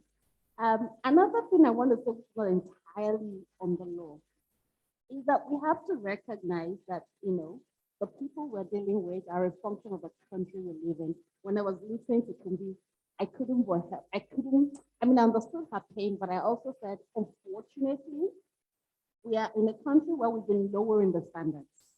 And children are seeing us lowering those standards. And young people are saying, much younger colleagues are seeing us lowering those standards. Why do we suddenly think that there will be sense? I'm not surprised that it's easy to get, forged papers.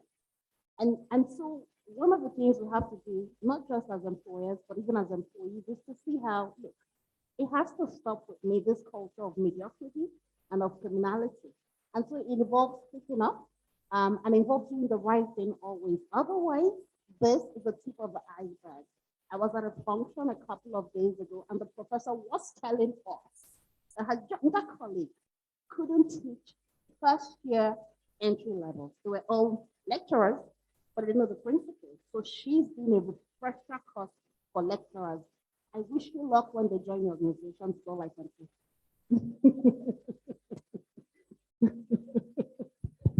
There is so much to unpack, but time is not on our side at all. I understand that we have to wrap up in about 10-15 minutes. And I'd like us to, Dr. Brown, I was going to come to you actually on disobedience of court orders, but I don't know if we would have the time because I know you're so passionate and you're going to go to town on that one. Maybe I'm tempted to skip that because of time and touch on alternative dispute resolution and industrial arbitration panel. But first, just 5 minutes, if you can touch on those two issues. What options are really available when there is disobedience of court orders by either of the parties, especially during strikes or before or after strikes or lockouts? What options are really, really available? And the second question I would like you to touch on, all in 5 minutes, please, outlines. Second question on arbitration. I think that as John said over here at the beginning, it's actually important to strengthen those systems. But I know that if you take a census of people in this room as to the impact with due respect, as to the impact of arbitration in our dispute resolution systems, I think people are likely to feel that it's less impactful than we have seen from the National Industrial Court. Some analysts argue that the problem is independence. The fact that matters can only be referred by the Ministry of Labor or the Minister of Labor for arbitration is an issue because the government itself is an employer, so it cannot be seen, arbitration panel cannot be seen to be impartial or independent. Okay, there is a discussion now to convert it to a commission. So how comfortable are you that this will address those concerns? Thank you very much. I think the singular disadvantage I have is to have others speak before me, and they were so eloquent that it's difficult for you to start compressing this in 3 minutes. And when my Lord, Honorable Justice Kanye was not in the hall, I wanted to start with him, but now he's seated. I don't know whether I should say what I want to say without being committed to somewhere else. But my Lord, what I wanted to say is to credit you with the self-confession of really saying that we have all sinned. And we need, therefore, to start doing retribution to get our system running the way it should be. We cannot run away from the issue of disobedience to strikes. So I'll just talk about it because they are intertwined. Why do people disobey court orders? When you look at the tripod of social dialogue within the workplace, government is a principal partner, for instance. And people see government break the laws, they don't protect the judiciary. What do you expect of others? The second aspect is that when union leaders, for instance, they give ultimatum, 14 days.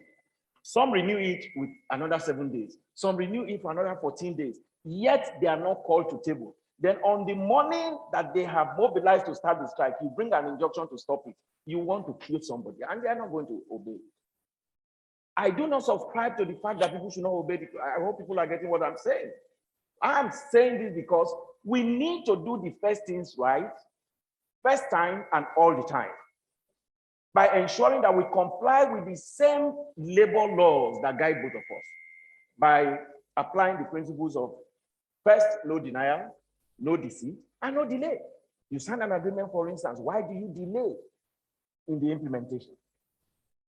Secondly, I also believe that our lawyers owe it to their client, according to Rule 15(3)(d) of the Practitioners, and Legal Act, for instance, that says that you shall inform your clients of the existence of some tools of ADR that they can latch onto before you go in for litigation.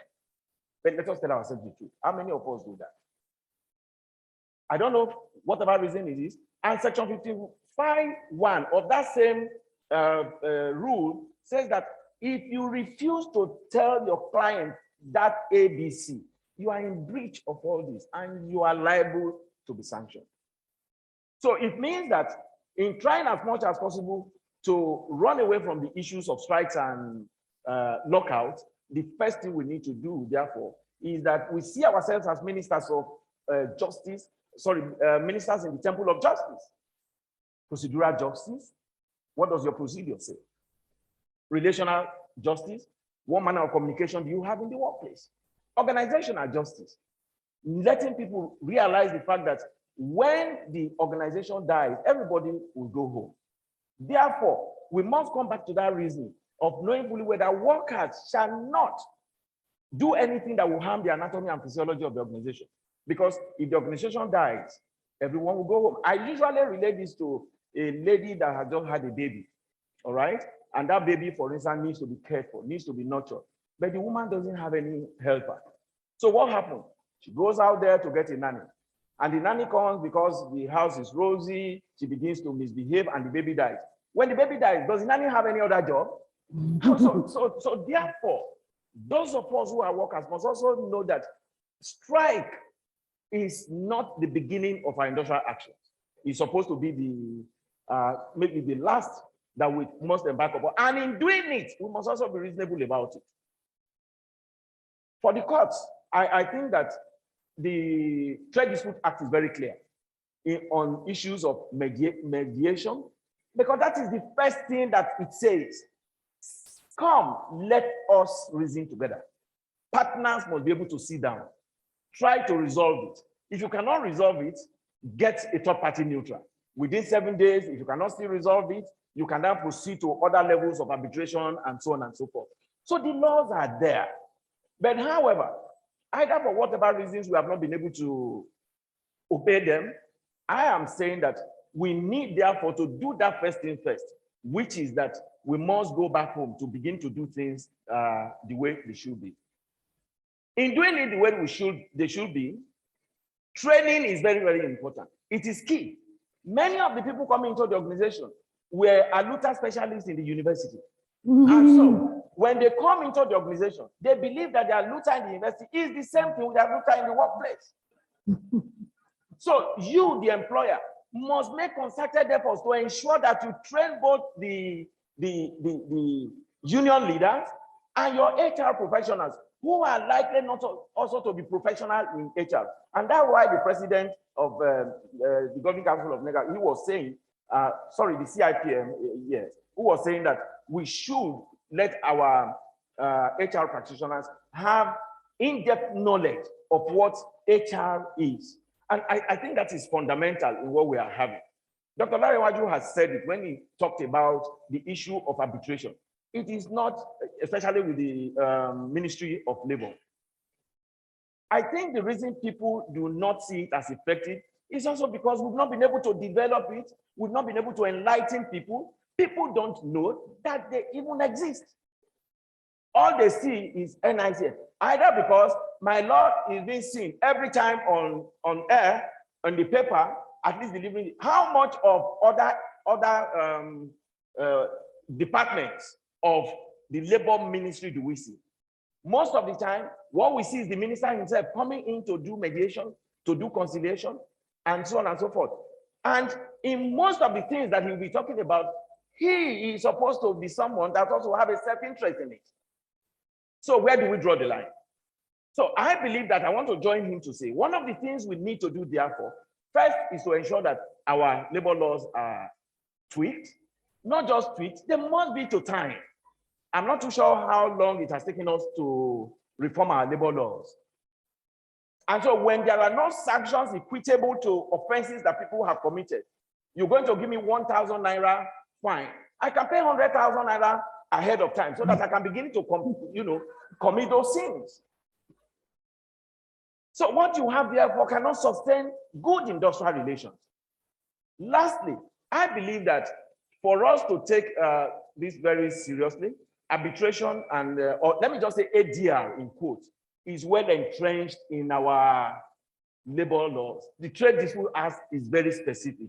And people must try as much as possible to exhaust everything they have there. Because the law also says, if you have not complied with that section 4, 5, 6, 7, and so on and so forth, you are in breach of whatever thing that you have done. I don't know whether I was able to do what Justice said I should do in 3 minutes or 5 minutes. Thank you so very much.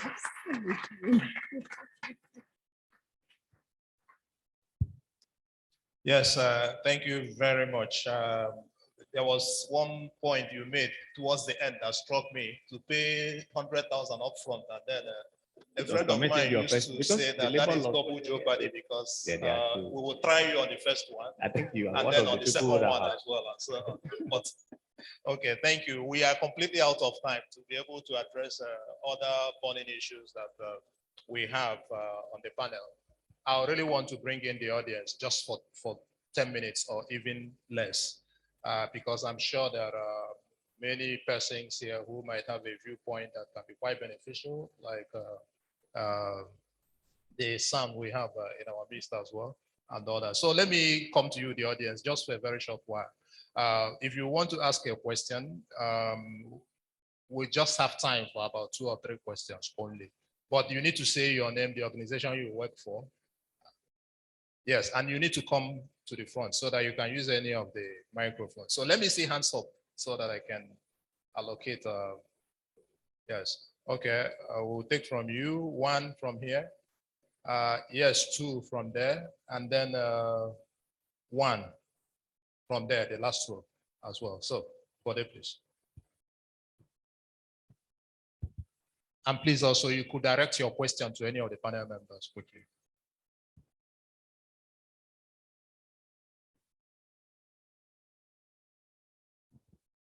Good afternoon. Bode is my name. I want to respectfully ask Justice Kanyim to please educate us, because it's like a classroom. Where there is a simple contract of employment and there was a breach and the employee was dismissed summarily, and thereafter a criminal action was instituted by the state against the employee and subsequently acquitted. And assuming the employee decided now to challenge his dismissal 8 years thereafter, when does the cause of action arise?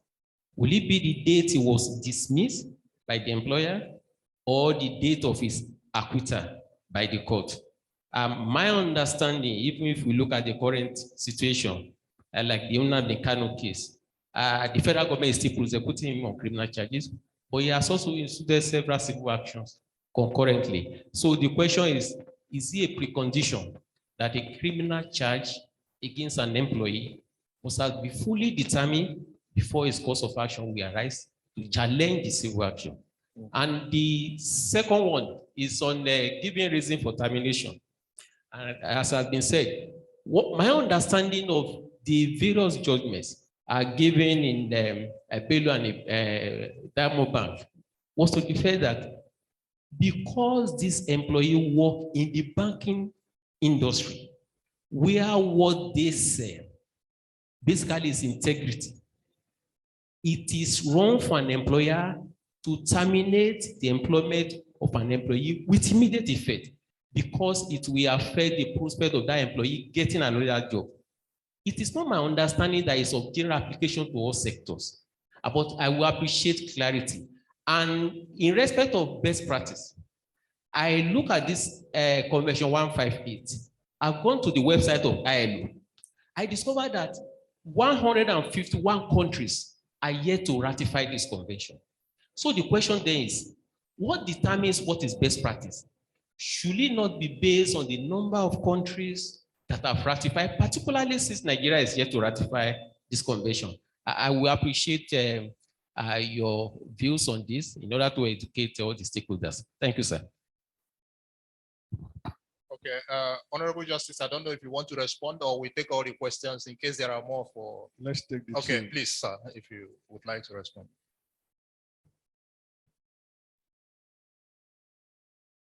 You said he should direct it to them. I don't know why he did it to me.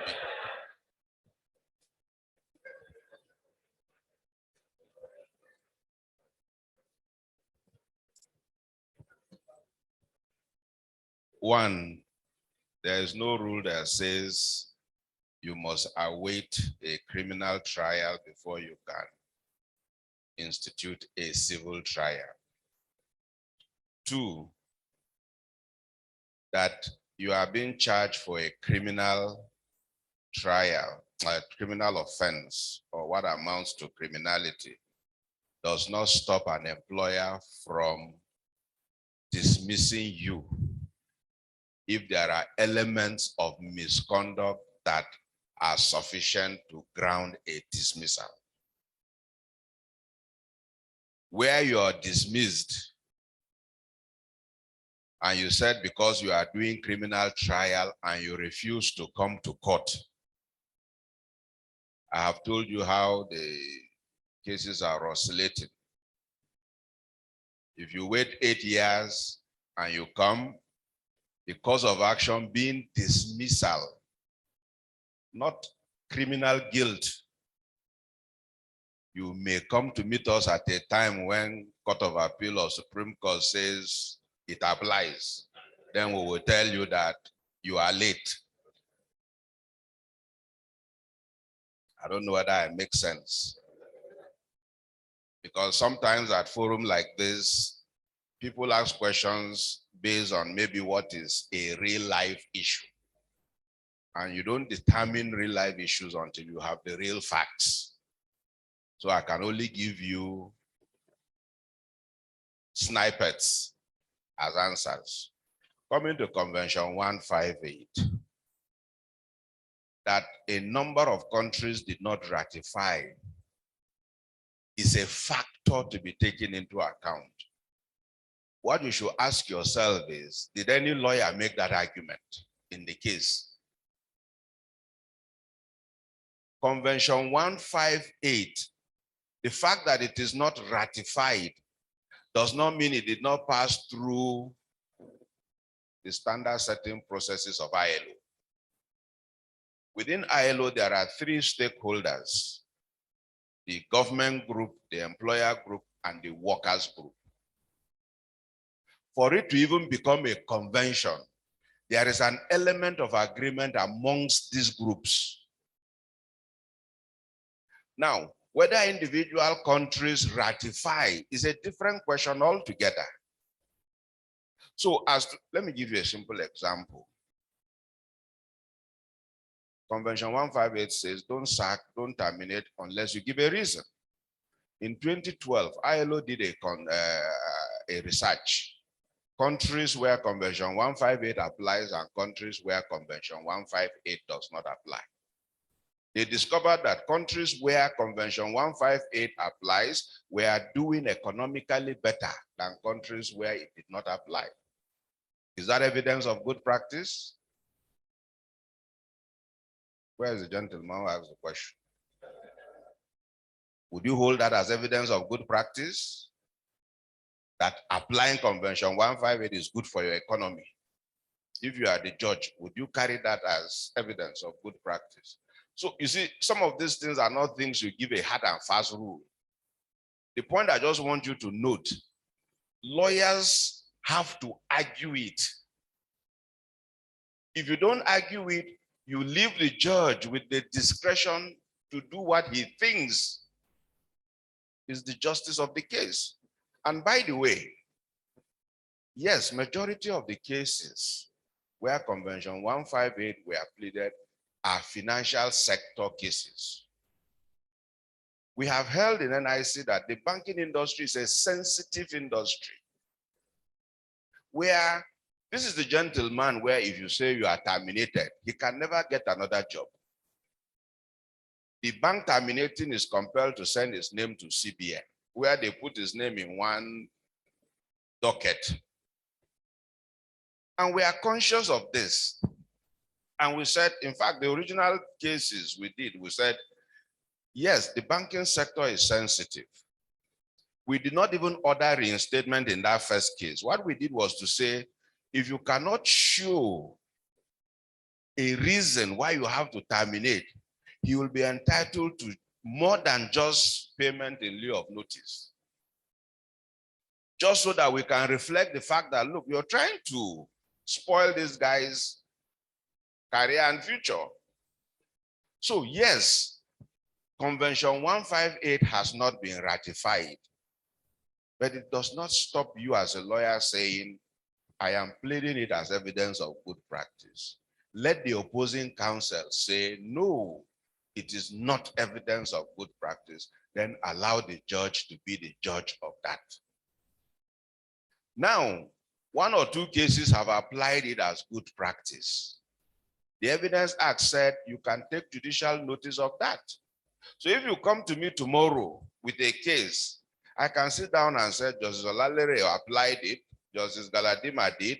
As far as I'm concerned, I'm taking judicial notice of it, which dispenses with the requirement of proof. Law is a whole web. Section 7, subsection 6 of the NIC Act says, what is good international practice is a question of fact. And it was done deliberately, because questions of facts are not appealable. You cannot go to Court of Appeal and say, I am appealing against NIC's decision for holding that Convention 158 is evidence of good international practice. You must take special permission to make that an appealable issue. So if international best practice is a question of fact, by virtue of the Evidence Act, facts that are notorious can be taken judicial notice of. So if you come to me tomorrow and Judge Olanere's decision has not been overruled or set aside at an appeal court, and you come to me, I can use that decision as evidence of good practice in relation to what was stated there. Take judicial notice of it and apply it without even the necessity of asking for proof.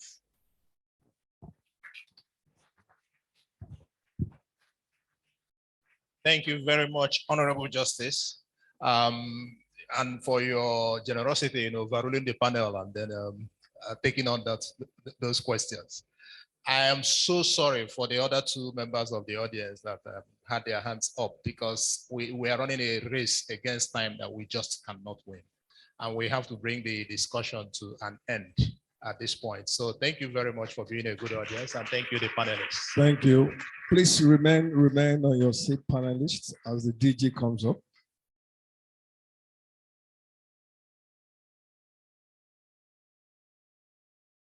I would also like the president of our association to please join the DG. Please, let's give him a round of applause, please.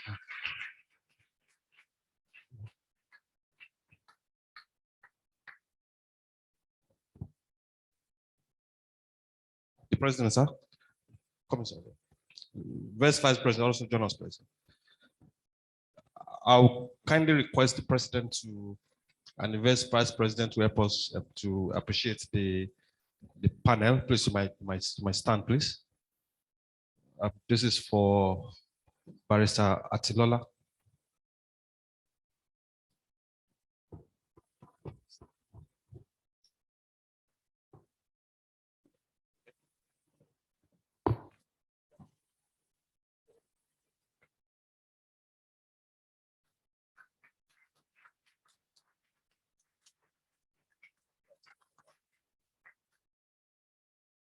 Dr. Brown Ogbefo.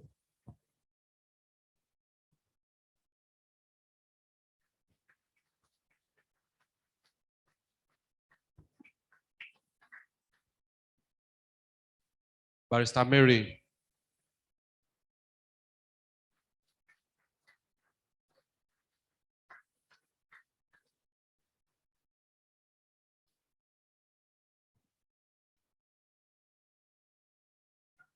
Photo. Hello, sir.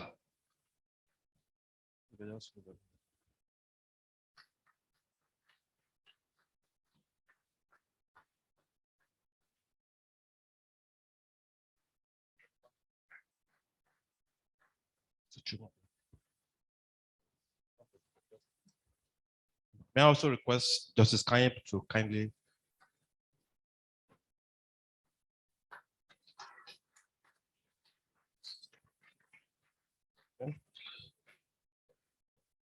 Please, let's give a round of applause as he come up.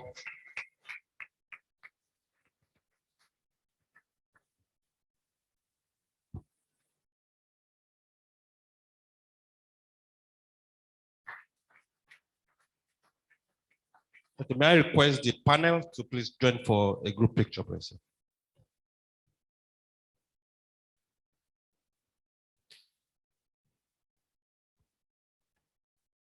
As we close in the session, we've been asked to announce that member companies of NECA that paid their subscription up to yesterday should pick a copy of any of the publication at the registration stand. Any of our member companies that paid up subscription as of yesterday can pick up any of the publications at the registration stand.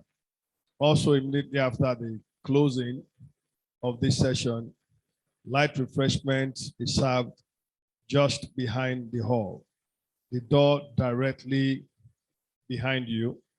Just walk into that door, pick up whatever is being served before you go.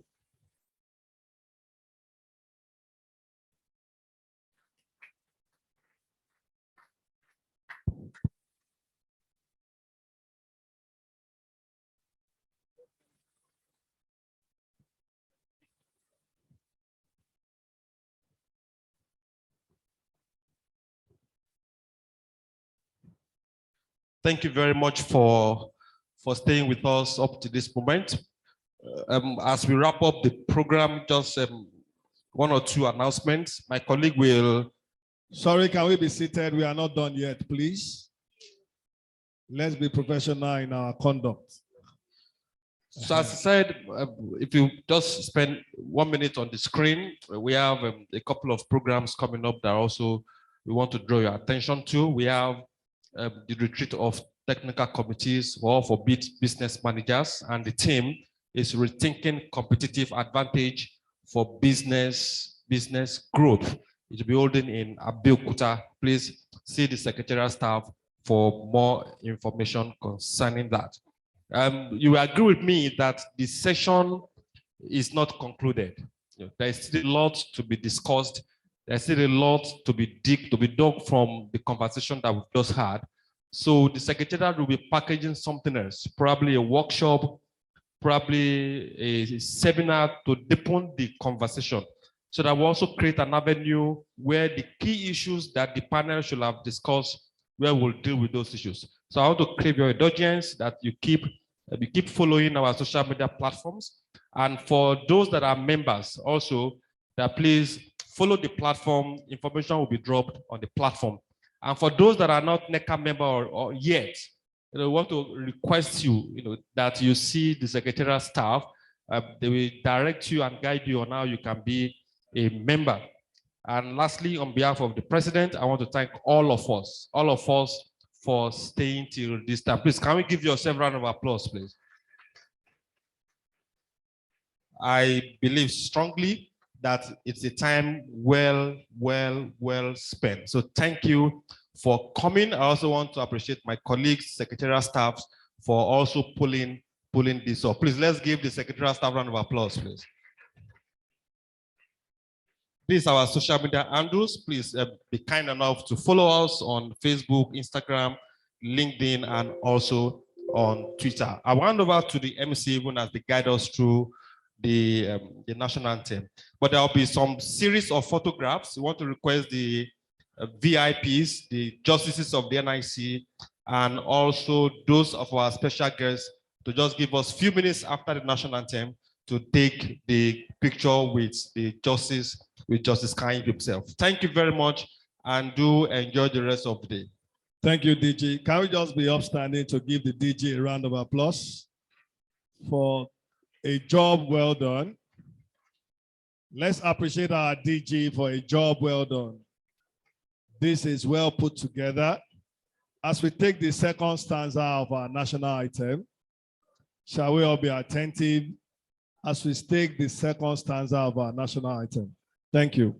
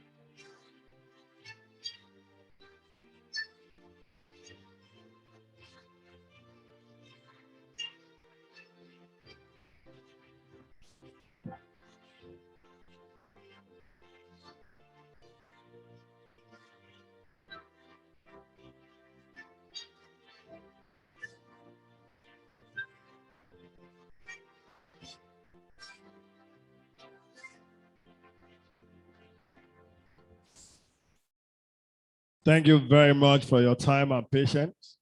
We hope what we have learned will be put to use immediately.